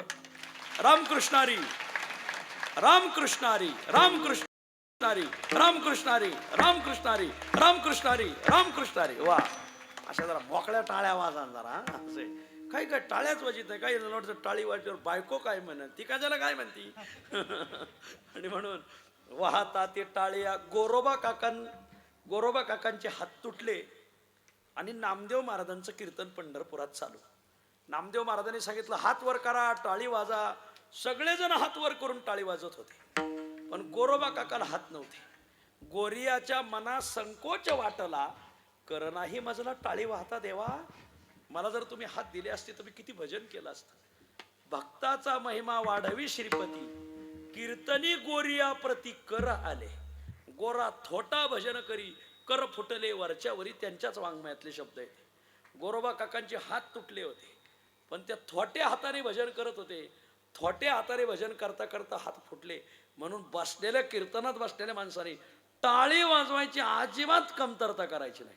टाळी वाजवल्यामुळं शरीराला एक प्रकारची सकारात्मक ऊर्जा तयार होते मला. आणि मोकळे मनाने टाळी वाजली अशी सकारात्मक ऊर्जा निदान झोप तरी निघून जाते मला. पण टाळी वाजायच्या कानाखाली नाही वाजवायच्या का त्याच्यावर असं. एकवा हातात टाळ्या घाली ती हुंबरी. हुंबरी म्हणजे पावल्या. आपण हरिपाठात ज्ञानदेवाप्रमाणे म्हटल्यावर समाधी संजीवन हरिपाठ म्हणताना आपण जमिनीला हात लावून दर्शन घेतो. का बरं? समाधी संजीवन हरिपाठ म्हणताना जमिनीला हात करायचा. संजीवन समाधी या माऊलींनी पृथ्वीत घेतलेली. आपण भांबरूडमध्ये जरी संजीवन समाधी म्हणताना हात लावला तर त्याला आळंदीच्या दर्शनाचं पुण्य लागतं, म्हणून हात लावून दर्शन. आपण ज्ञानेश्वर माऊली म्हणत असताना भजन हे बघा. ज्ञानेश्वर माऊली ज्ञानराज माऊली तुकाराम. ज्ञानेश्वर माऊली म्हणताना आपण खाली वागतो आणि तुकाराम म्हणताना आपण टाळवर नेतात. का बरं? माऊली म्हणताना खाली का वाकायचं? त्याचं कारण ज्ञानदेवे रचिला पाया. पाया कुठं असतो? खाली असतो. आणि तुकाराम म्हणताना हात वर न्यायचा. का बरं? तुका झाला शे कळस, आणि कळस कुठं असतो? पायात वर असतो. आणि म्हणून ह्या आपल्या पावल्यांमध्ये काही ज्ञान भरलेलं आहे, काही विज्ञान आहे. ज्ञानेश्वर माऊली ज्ञानराज माऊली तुकाराम. बऱ्याच जण ठिकाणी मला लगेच लक्षात येतं, बऱ्याच टाळकऱ्याचे लक्षात येत नाही. ते काय करतात? ज्ञानेश्वर माऊली. समजून घ्यायचं, हा टाळकरी वास्कर महाराज देहूकर महाराजाच्या फडावरला नसून मंगला बनसोडे. अरे याला संस्कार लागतात महाराज, याला वारकऱ्यात राहावं लागत, याला थोडा मोठ्याचं ऐकावं लागत, परंपरेत राहावं लागत. बऱ्याच गावाला सर्जेराव बाबा जरा माझ्या बोलण्याचा राग येईल अनिल बाबा, पण बऱ्याच गावात कीर्तनात तबला लावला जातो. तबला लावू नाही. बऱ्याच गावात कीर्तनात आर्गॉन लावलं जातं. बऱ्याच गावात कीर्तनात ढोलकी लावली जाते. म्हणजे कार्यक्रम फणावरल्या कोण आहे हे तर कळायला पाहिजे. हे शिकव आमच्या वारकरी शिक्षण संस्थेने आणि आमच्या पंढरपूरच्या फडकऱ्यांनी. एक वाहतात टाळ्या. बसलेल्या माणसाने टाळ्या वाजवाव्यात. काहींनी नाही आता नाही वाजवायच्या, आता जास्तच परिणाम झालेला दिसतोय. काहींनी पावल्या धराव्या घाले ती हुंबरी. एका हाती चिपळीया. खैराचं लाकूड आणावं, खैराचं. सुताराकडे जावं. जात असताना घरात जुना काशाचा थाळा असतोय. बऱ्याच घरात आमच्या लहानपणी काश्याचे भांडे राहायचे, मग काश्याची ताटं राहायची. मग काश्याचं ताट घेऊन जायचं, त्याच्या चकत्या काढायच्या बारीक बारीक गोल गोल, आणि त्या गोल गोल चकत्या काढून त्याच्याकडे द्यायच्या. असा सुतार बाबा खास चिपळी करून देतो. खैराची चिपळी अशी खट खट खट खट वाजते. जितकी चिपळी वाजल तितक्या चपळ गतीने पाप पळून जातं महाराज. वा, म्हणून चिपळ्या पाहिजे. वा, चिपळ्या. आणि एका हाती टाळ. वा, टाळ हे कास्यवाद्य आहे, विना हे तंतुवाद्य आहे, आणि मृदंग हे चर्मवाद्य आहे. तिघांचा एकत्र नाद केला जातो. टाळ पखवाज वारकऱ्यात असतात, ढोल ताशा पुढाऱ्यात असतो, आणि ढोलक तुंतुन तमाशात असतं महाराज. वा, ढोल ताशा सुरू झालं का दगडफेक. एक पार्टी निवडून आली, दुसरी पडली. जे निवडून आले त्यांनी ढोल ताशा सुरू केला. जे पडले त्यांनी त्यांना दगड आणायची, यांनी यांना दगड आणायची. ढोल ताशा सुरू झालं का दगडफेक. ढोलक तुंतुन सुरू झाल्यावर दगडफेक नाही, मग खडे फेक. समजून सांगावं लागेल का? नाही. ढोलक तुंतुन सुरू झालं का खडे फेक, आणि टाळ पकवास सुरू झालं का पुष्पवृष्टी महाराज. आता येत असताना आमच्या काही लहान भगिनी फुलं टाकत होते, जरा टाळ्या वाजा त्यांच्यासाठी. वर्षती निर्जर ज्ञानदेव नामे पुष्पांचा वर्षा. विमानांची दाटी पुष्पांचा वर्षा स्वर्गीय होनी देव करीत आधी महाराज. म्हणून आता तुम्ही ठरवा, दगड खायचे का खडे खायचे का फुलं अंगोर घ्यायचे. म्हणून बांबरूडचा सप्ताह आहे ना, दरवर्षी ह्या आमच्या योगेश साहेबांसाठी एकदा टाळ्या वाजा. त्यांनी संकल्प केलाय की मी जोपर्यंत जळगाव जिल्ह्यात माझी ड्युटी तोपर्यंत 1108 माळकरी करणार. आत्तापर्यंत 500 मुलं माळकरी गेले. त्यांनी त्यांचा एक ग्रुप केला, त्यांना संपर्कात ठेवलंय. त्यांना ते माहिती देतात, त्यांना ज्ञानोबरायाविषयी माहिती देतात, तुकोबरायाविषयी माहिती देतात. आणि त्यांच्या मुलातल्या घरची माणसं रडतात की आमचा मुलगा वाया गेला होता पोली योगेश साहेब, पण तुमच्यामुळे वळणार लागला. हे शिकण्यासारखं आहे मला. आज आपण संकल्प केला पाहिजे की आतापर्यंत आपण खूप केलं, पण इथून पुढं थांबलं पाहिजे.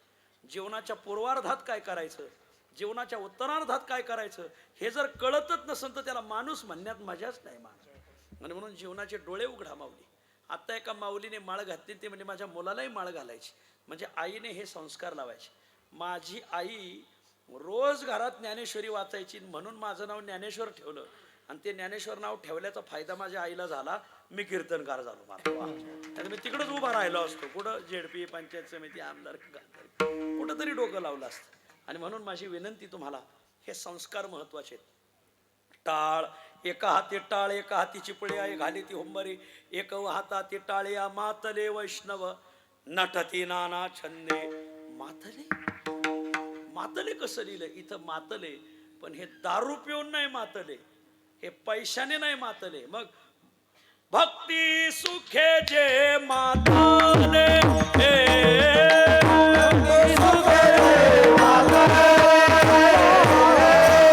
भक्ती सुखे जे मातले,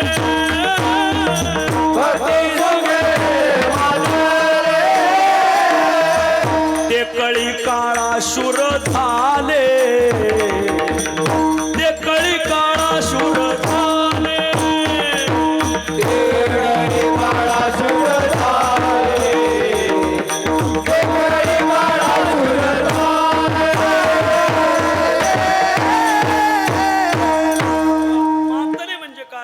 जया भक्तीची येतुली प्राप्ती. काहींना इतका भक्तीचा नाद असतो, सकाळी 4 वाजले का झोपत लागत नाही, ते काकडा सुरू करणार. 4 ते 6 काकडा, लगेच स्नान, लगेच त्यांना वाटतं कधी देवपूजेला बसन. देवपूजा झाले का लगेच महादेवाचं दर्शन, दर्शन झालं का घरातल्या वाडवडिलांचं दर्शन, गावातल्या सर्व देवतांचं दर्शन. मग आपल्या शेतीची कामं, शेतीचे काम करत असताना कामामध्ये काम, काही म्हणा रामराम. सायंकाळी आले का लगेच हरिपाठ घेणार. बऱ्याच गावात काही लोक टापा हानीत बसतात, टापा गप्पा हाणतेत, पुड्या सोडतेत महाराज. हे असं ते तसं. पण मी म्हणतोय अर्धा तास जर तुम्ही सगळे मंदिरात येऊन हरिपाठ म्हटले तर एका वर्षात अख्खं भामरूड गुन्हेगारीने मुक्त होऊन जाईल महाराज. वा, आपणच आपल्या गावात हरिपाठ सुरू करायचं, आपणच आपल्या मुलांना घेऊन यायचं महाराज. वा, हे संस्कार दिले पाहिजे आपण. आणि म्हणून मातले भक्ती सुखे जे मातले, मातले वैष्णव नटती नाना छंदे.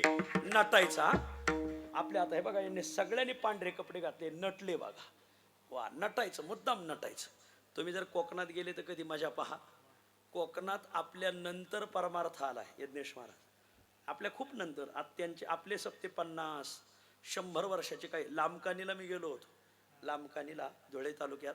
लांबकानीचा सप्ताह शताब्दीच्या अगोदरच आहे महाराज, 100च्या पुढे गेलेला आहे महाराज. आपल्याकडे जुने सप्ताह आहेत, पण कोकणात सप्ताह उशिरा गेले.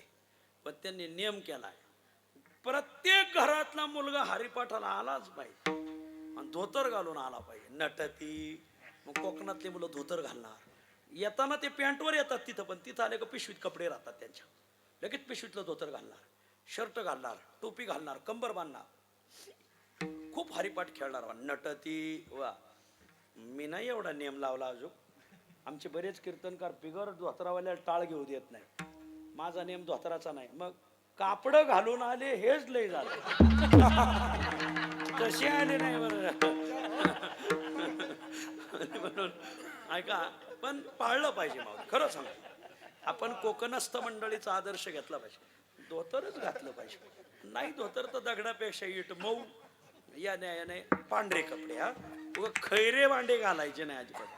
आपला सप्ताह आहे ना, जसं लग्न म्हटलं का आपण नवे कपडे शिवतो की नाही, तसं बांबरोडचा सप्ताह आला का पुढल्या वर्षी मुद्दाम नेहरू शिवायचं, मग धोतर घ्यायचं. कोणी म्हणा आम्हाला धोतर घालता येत नाही, ते आता रेडीमेड धोतर निघत आहे महाराज, पायजाम्यासारखं असते. आई ती नाडी वांडायची चालले बेस्ट पैकी. वा, नाशिक जिल्ह्याने शोध लावलाय तो असो, रेडीमेड धोतर. वा, आपल्याला पुढल्या वर्षी एक नियम करायचा, मुद्दाम सगळ्यांनी कंबर बांधून उभं राहायचं. अनिल महाराज, आम्ही जेवढे सप्ते केले, मयूर महाराज, सगळ्या सप्त्यात एकही टाळकरी तुम्ही आमचे सगळे मोबाईलवर पहा, एकही टाळकरी बिगर कंबर बांधलेला नाही मला. सगळे आम्ही मुद्दाम कंबर बांधणार. असे कीर्तनकार आले ना, नुसते पाहत राहतात. हजार हजार टाळकरी राहतात आमच्याकडे महाराज. सगळे कंबर बांधून उभा राहणार महाराज. वा, पखवाजाला झुल राहणार म्हणजे जाणार महाराज. पखवाज उघडा वाजून नाही देणार. नियम म्हणजे नियम महाराज. नटायचं आपण नटायचं नाही. लोक लग्नात नटतात ना, आपण कीर्तनात नटायचं. वा, नटती नाना छंदे नाही मोक्षपदी चाड. भक्तीच इतकी केली की मोक्षाची आवडच राहिली नाही. जया भक्तीची येतुली प्राप्ती, जे कैवल्य ते परवते सरबंती. नाही मोक्षपदी चाड. आता मोक्षपदाची इच्छा नाही, मग भजनी आवडी. भजनावर खूप प्रेम. भजन कसं करतात? हाका उंच. आमचे महाराज उंच म्हटले आता. वा, हाका आरोळिया विठ्ठल विठ्ठल विठ्ठल. आरोळिया गीत भजन वाद्य सुख सोहळे. हा सुखाचा सोहळा आहे. आणि याच्यात जायते न कळे केव्हा रजनी दिवस. घड्याळ पाहिल्यावर कळतंय 10:30 झाले. नाही तर कळत सुद्धा नाही भाषणात किती दिवस. आम्ही माऊली बरोबर जातानाही पायरी राहतो महाराज, येतानाही पायी राहतो. येताना माणसं खूप कमी राहतात. हा, येताना रात्री 1 वाजता उठावं लागत माऊली बरोबर रात्री. मग 2ला माऊली चालायला लागत. मग 2 वाजता बाळक्रीडेचं भजन सुरू होतं. अशी बाळक्रीडा चलते की कानाने नुसतं ऐकत राहावं. इकडं तिकडं लक्ष जातच नाही. का? रात्री 2 असल्यामुळे इकडं तिकडं काही दिसतच नाही. सगळा अंधार अंधेरा कायम रहे. सगळा अंधारातच दिसेल काय. रात्री 2 वाजता भजन चालू होते. पण असं भजन चालू होतं की कधी सकाळचे 8 वाजले कळतच नाही. जायते न कळे केव्हा रजनी दिवस. मग महाराज आता तुमचं एवढं भजन चांगलं चाललंय, मग ट्रिप काढायची का? तीर्थी नाही चाड. ट्रिपा बिपा काढणार नाहीत म्हणल्या तुकाराम महाराजांनी. तीर्थी नाही चाड, जायचीच गरज नाही. नलगे जावे वनांतरा. वनाला जायचे. नलगती साया जावे वनांतरा. सुखे येतो घराना. तीर्थी नाही चाड नलगे जावे वनांतरा. तो का म्हणे हरिहरात. अहो पण त्या तीर्थामध्ये हरिहर देव आहेत. तुकाराम महाराज म्हणतात त्या तीर्थयात्राला जाणाऱ्यांसाठी आम्ही भजनच असं करणार की तो हरी आणि काशीत वृंदावनातला हरी आणि काशीचा हर आम्हाला इथं येऊन दर्शन देईल. वा, तो का म्हणे हरिहरात्मकची पृथ्वी. ही सगळी पृथ्वी हरिहरांनीच भरलेली आहे. आणि म्हणून मातले वैष्णव नटती नाना छंदे नाही मोक्षपदी चाड भजनी आवडी. नित्य नाम घोष जयाचे मंदिरी तेची काशीपुरी तीर्थक्षेत्र. वा, तो का म्हणे हरिहरात्मकची पृथ्वी मातले वैष्णव नटती नाना छंदे नाही मोक्षपदी चाड भजनी आवडी. चिंतन सेवा संपली. अकबराच्या दरबारात तानसेन नावाचा एक गायक होता. असा वजनदार गायाचा महाराज की अकबराने ऐकत राहावं. खूप ऐकायचा अकबर. एक दिवस त्याने तानसेनचा हात धरला. तानसेन, तू जर असं भजन म्हणतो तर तुझे गुरु भजन कसे म्हणत असतील? ते म्हणले, बादशाह समुद्राच्या काठावर चला मग सांगतो. त्याने समुद्राच्या काठावर का गेले. मग त्याने एक ग्लासभर पाणी घेतलं. बादशाह, मी गातो ते एवढे आणि माझे गुरु गाते ते एवढे समुद्राला. एवढी तयारी माझ्या गुरुची. गुरुचं नाव हरिप्रसाद स्वामी. बर, मग सांग गुरुला आमच्या दरबारात भजन करायला. त्याने भजन ऐकायचंय ना. मग व्याधी पिढीला धावे वैद्याची आघारा. ज्याला रोग झालाय त्याने डॉक्टरकडे जायचं. डॉक्टरने घरी नाही यायचं. देऊ की एखादं इंजेक्शन. आता काय भोपळा विकायला आलाय का मेथी विकायला आला? ठीक आहे, देऊ की इंजेक्शन. घेता का गोळ्या? घ्या 2-4 गोळ्या. गोळ्या घ्या इंजेक्शनच काय म्हणत जायचं का? ज्याला रोग झाला त्याने दवाखान्यात जायचं. डॉक्टर जर गेले नाही फिरायला तर लोक हसतील ना महाराज. मग तुम्हाला भजन ऐकायचं ना, चला.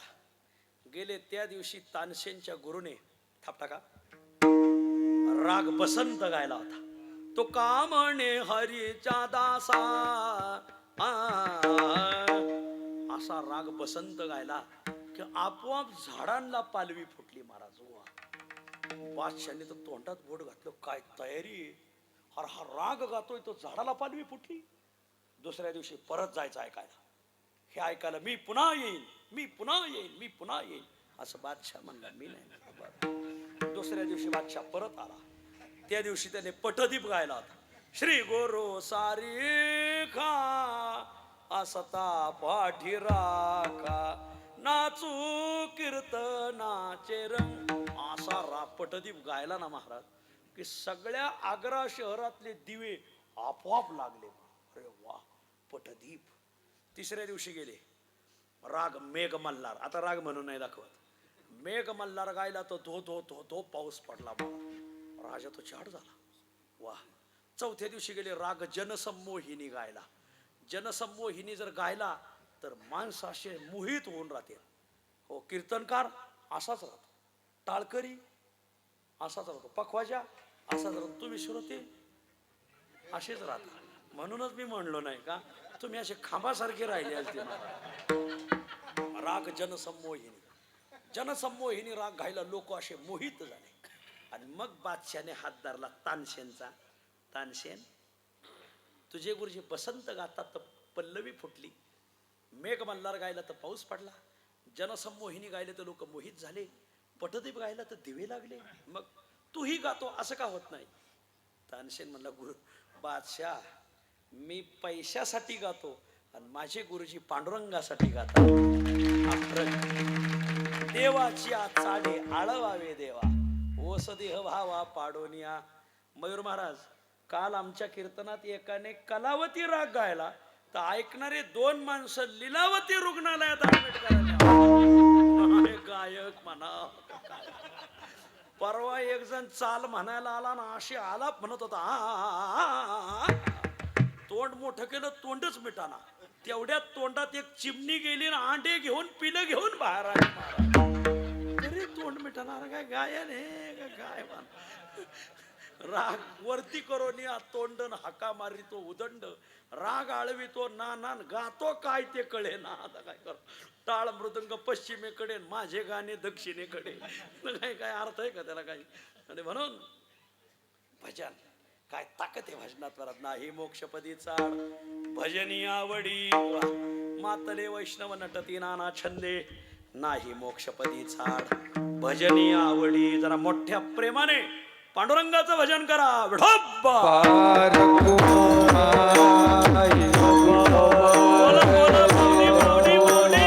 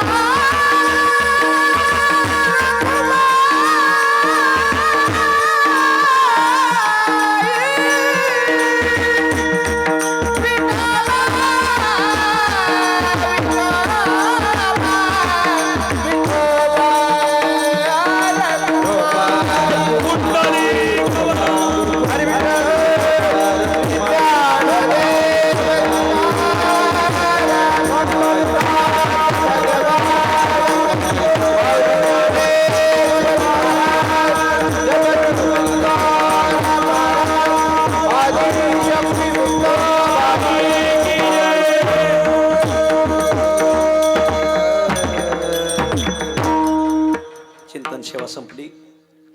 सगळ्या भांबरूड आणि पंचकृषीला एक आमंत्रण आहे.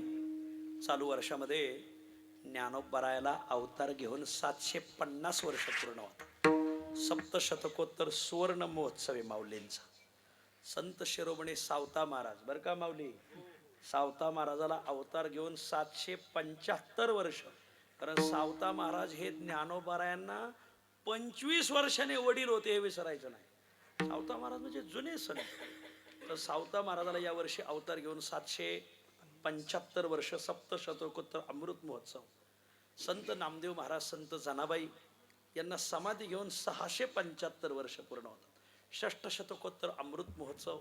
संत श्रेष्ठ जनार्दन पंत देशपांडे चाळीसगावकर, चाळीसगाव तालुक्यात बहाळ नावाचं गाव आहे. आमचे आदरणीय काव्यतीर्थ जगन्नाथ अण्णा पवार अण्णांनी हे संशोधन केलं. आणि आदरणीय जनार्दन पंत देशपांडे यांचे 3 शिष्य होते. 3ही शिष्याने गुरूंचं नाव लिहून काव्य केलंय. एका जनार्दनी, रामा जनार्दनी, जनी जनार्दनी. आरती ज्ञानराजा जे म्हणतो त्यांचे गुरु आपल्या 40 गावचे होते हे विसरू नका महाराज. रामा जनार्दन त्यांचे गुरु होते. हे कोण? जनार्दन पंत. एका जनार्दन त्यांचे गुरु जनार्दन पंत. त्यांची समाधी देवगिरीला आहे. तर त्यांना यावर्षी समाधी घेऊन 450 वर्ष पूर्ण होतात. चतुर्शतकोत्तर सुवर्ण महोत्सव. तुकोबरायाला वैकुंठाला जाऊन यावर्षी 375 वर्ष. हे वाडे ग्रामस्थ तुकाराम बीजेचा खूप मोठा उत्सव करतात. जरा टाळ्या वाजा त्यांच्यासाठी. तुकोबरायाला वैकुंठाला जाऊन यावर्षी 375 वर्ष पूर्ण होतात. आणि जगप्रसिद्ध पालखी सोहळा, पहिला पालखी सोहळा 1685 ज्यांनी काढला, ज्या काळात औरंगजेब इथं 4 लाखाची फौज घेऊन होता. त्या काळात छत्रपती संभाजीराजांच्या संरक्षणाखाली तुकोबरायाचे धाकले चिरंजीव तपोनिधी नारायण महाराज देहूकर, मग संभाजीराजांनी तुकोबरायांच्या चिरंजीवांना जरी पटका दिला. जरी पटका तुम्हाला कळायचाच नाही, ती सोहळ्यात आला यावं लागत त्यासाठी. आणि 2 सरदार दिले, इंगळे सरदार आणि दाभाडे सरदार. त्याची सनद आजूक लिहिलेली, त्या सनदा भेटतात आता. आणि मग तुकोबरायाचे चिरंजीव ज्ञानोबराय आणि तुकोबरायाचा पालखी सोहळा पहिला काढला 1685. तर यावर्षी त्या तपोनिधी नारायण महाराज देहूकर तुकोबरायाचे लहाने चिरंजीव, त्यांना 375 वर्ष पूर्ण होतात. हे सगळे मुहूर्त डोळ्यापुढे ठेवून आता भंडाऱ्या डोंगरावर खूप मोठा उत्सव झाला आता जानेवारी महिन्यात. दुसरा उत्सव आता लातूरला होतोय 22 फेब्रुवारी ते 2 मार्च. आशिया खंडातला 1 नंबरचा सप्ताह. नाद नाही करायचा त्या लातूरचा. सगळे कीर्तनकार, सगळे प्रवचनकार, महिला कीर्तनकार सुद्धा गावोगावी लोकांना सांगू राहिले. असं नियोजन लावलं. 1 कोटीचा मंडप आहे. म्हणजे नियोजन कसं असेल पाहायला महाराज. खूप मोठा नियोजन आहे. 22 फेब्रुवारी ते 2 मार्च असा उत्सव तिथं होतोय. आजच तिथली पालकमंत्र्याची मिटिंग. आता तिथं आम्ही मंडळी तिथली ती पाहतात, सगळं करतात. आजच तिथले पालकमंत्री येतं शिवेंद्र राजे भोसले, हे लातूरचे पालकमंत्री आहेत. त्यांनी आज पालकमंत्र्यांनी मिटिंग घेऊन सगळी कामं सांगून दिली की वारकऱ्यांना काही कमी पडलं नाही पाहिजे. वारकऱ्याचा कुंभमेळाच भरणार आहे लातूर. आणि आता तिसरा पहिला झाला भंडाऱ्यावर, दुसरा होतोय लातूरला, तिसरा आहे पंढरपूरला. माझी विनंती बांबरोडकरांना, तर पंढरपूरचा उत्सव हा पुरुषोत्तम मासात आला. शास्त्र शिकलेले लोक त्याला पुरुषोत्तम मास म्हणतात. थोडी कमी शिकलेले लोक त्याला अधिक मास म्हणतात. अजून कमी शिकलेले त्याला मलमास म्हणतात. आणि गावरान टप्पू त्याला धोंड्याचा महिना म्हणतात. तर इकडं तिकडं कुठंतरी धोंडे खाण्यापेक्षा आपण जर पंढरपूरला धोंड्याच्या महिन्यात आले, 8 दिवस विनामूल्य राहण्याची सोय आहे, विनामूल्य जेवणाची सोय आहे. फक्त भक्त शिरोमणी नामदेव गाथा पारायण. आणि व्यासपीठ चालक आमचे आदरणीय राम महाराज जिंजुरके आहेत महाराज. वा, चालीचा बादशहा, चालीचा पाऊसच महाराज आदरणीय राम महाराज जिंजुरके यांच्या नेतृत्वाखाली पारायण होतंय. तर माझी विनंती 16 मे, इथं पत्रिका आणलेल्या आहेत, मी पत्रिका ठेवतो आपल्या भजनी मंडळाकडं. 16 मेला मुक्कामी पंढरपुरात यायचं. महिलांची मुक्कामाची स्वतंत्र सोय, पुरुषांची मुक्कामाची स्वतंत्र सोय आहे. आणि खूप मोठा उत्सव संपन्न होतोय. 2 टाइम कीर्तन आहे. सकाळच्या सत्रात कीर्तन वास्कर महाराज, देहूकर महाराज, आपले शिरवळकर महाराज, खूप मोठी मोठी मंडळी, आदरणीय बंडाताते आहेत, आदरणीय देगलूरकर महाराज आहेत, बोधले महाराज. खूप सुंदर उत्सव आहे. 2 टाइम कीर्तन आहेत. रोज 2000 टाळकरी. वाचक आहे जवळजवळ 25,000. कीर्तनाला पहिल्या दिवशी 50,000 लोक. आणि काल्याच्या दिवशी 5 लाख भाविकांना पुरणपोळीचं नियोजन आहे महाराज. वा, असं नियोजन लावलंय ना, नादच खोळा. आणि म्हणून तुम्हाला सर्वाला विनंती आहे की पांडुरंगाच्या दरबारात तो उत्सव होतोय. 16 मेला मुक्कामी पंढरपुरात यायचं. सगळी सोय मुक्कामाची. कुठे यायचं? पंढरपूरला चंद्रभागेच्या काठावर 65 एकर म्हणून भक्ती मैदान आहे आणि त्या मैदानात हा उत्सव ठेवलेला आहे. 50 लाख रुपयाचा मंडप आहे. आपल्या महाराष्ट्र राज्याचे उपमुख्यमंत्री एकनाथ शिंदे साहेब यांनी ठरवलं की त्या उत्सवाला मी मंडप देणार. महाराज वा, खूप मोठा उत्सव होतोय. अर्थातच आम्हाला शासनाचं पाठबळ आहे म्हणून आम्ही हे करतो. महाराज शासन म्हणतं की धर्मजागरण झालं पाहिजे लोकांमध्ये. समाजाला, हिंदू समाजाचं संघटन, आपले हिंदू कुठं कोई चिल्ली ले गई तर कोई बिल्ली ले गई, कोणी कुठं निघत आहेत. महाराज यांचं संघटन झालं पाहिजे. पहिला उत्सव भंडाऱ्यावर, दुसरा लातूरला, तिसरा पंढरपूरला 17 मे ते 24 मे, मे महिन्यात अधिकाचा महिना, आणि चौथा उत्सव आपल्या धुळे जिल्ह्यात होणार आहे. उत्सव करणारे देहू संस्थान, नामदेव महाराज संस्थान, नाथ महाराज संस्थान, ज्ञानेश्वर महाराज संस्थान हे सगळे संस्थान एकत्र येऊन खूप मोठा उत्सव. ते स्वतःच येऊन पत्रकार परिषद घेणार आहे आणि आपण फक्त मागं चालायचं. हा, नद्यांनी समुद्राला मिळायचं. नदी इकडे तिकडे गेली त्याला नदी म्हणत नाही, त्याला वडा म्हणतात महाराज असं आहे. आणि म्हणून मग आपण समुद्राकडे जायचं. आपण तुकोबरायांच्या मागं जायचं.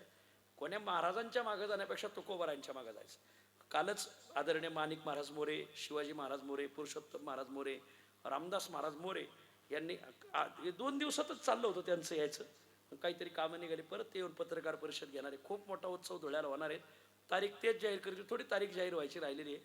धुळे शहरात खूप मोठा उत्सव होतोय. धुळे शहरात जर हा उत्सव झाला तर तुकोबरायच्या पादुका हेलिकॉप्टरने खानदेशात येणार आहेत. हे विसरू नका महाराज. खूप मोठं नियोजन. नुसत्या तुकोबरायच्या नाही, सावता महाराजाच्या. सावता महाराज वसेकर हे सावता महाराजाची वंशज आहेत, 16वे वंशज आहेत. तर ते सावता महाराजाच्या पादुका घेऊन येणार आहेत. नामदेव महाराजांच्या आदरणीय माधव महाराज नामदास हे नामदेव महाराजाच्या पादुका, जनाबाईंच्या पादुका येणार आहेत. खूप मोठा. जनाबाई ह्या धनगर समाजाच्या होत्या, पण त्यांना कोणी न्यायच दिला नाही इतक्या दिवस महाराज. मग खूप मोठं नियोजन ती सगळी मंडळी करणार आहेत आपल्या धुळ्याला. जर तो उत्सव ठरला तर एक दिवस भाकरी करून द्यायच्या. बांबरोडच्या महिला मंडळ देताल का भाकरी करून? बर, छान छान. तुम्ही भाकरी करून दिल्या मग तुम्ही काय फक्त बेड्या फुकणार का? नाही तर तुम्ही थोडी थोडी आमटीला मदत करायची. हा, तर त्याचं नियोजन येईल. गावातल्या तरुण मंडळाला, भजनी मंडळाला भेटू. संस्थान मिटिंग ज्यावेळेस लावेल, पाचोऱ्याची मिटिंग ज्यावेळेस ठरल त्यावेळेस सगळ्या पाचोऱ्याच्या गावाला बोलवलं जाईल. आपल्याला तिकडे पत्रच येतील, देव संस्थांचं पत्रच येईल. आणि म्हणून आपण सर्वांनी सहभागी व्हायचंय. गावाला द्यावे तेवढे धन्यवाद. थोडे तर हे खूप लांब आहे महाराज, आळंदीहून इकडे यायला खूप लांब आहे. पण तुमचं हे प्रफुल्लित वातावरण पाहिल्यावर येणाऱ्या कीर्तनकाराचा भाग गेला, शिन गेला. त्याचा भागही जातोय, शिनही जातोय. खूप आनंद वाटतोय, खूप आनंद आहे. एक दिवस आपल्या भांबरूडचा सप्ताह असा होईल की अख्खा खानदेश कसा सप्ताह करावं याचं नियोजन विचारायला भांबरूडला येतील. एवढं सुंदर नियोजन. आखीव रेखीव कीर्तनकार कोणता दगड कोणत्या थराला मांडाव हे गावंड्यालाच कळतं महाराज. तसे आदर्श कीर्तनकार सगळी मंडळी बोलावतात. तुम्हाला सर्वांना धन्यवाद. पुढती या गावाच्या उत्सवाला आपण आणखी चांगली गती द्यावी आणि महादेवाची आणि गिरणामाईची कृपा तुमच्यावर सदैव राहावी अशी पांडुरंगाला प्रार्थना. ज्ञानेश्वर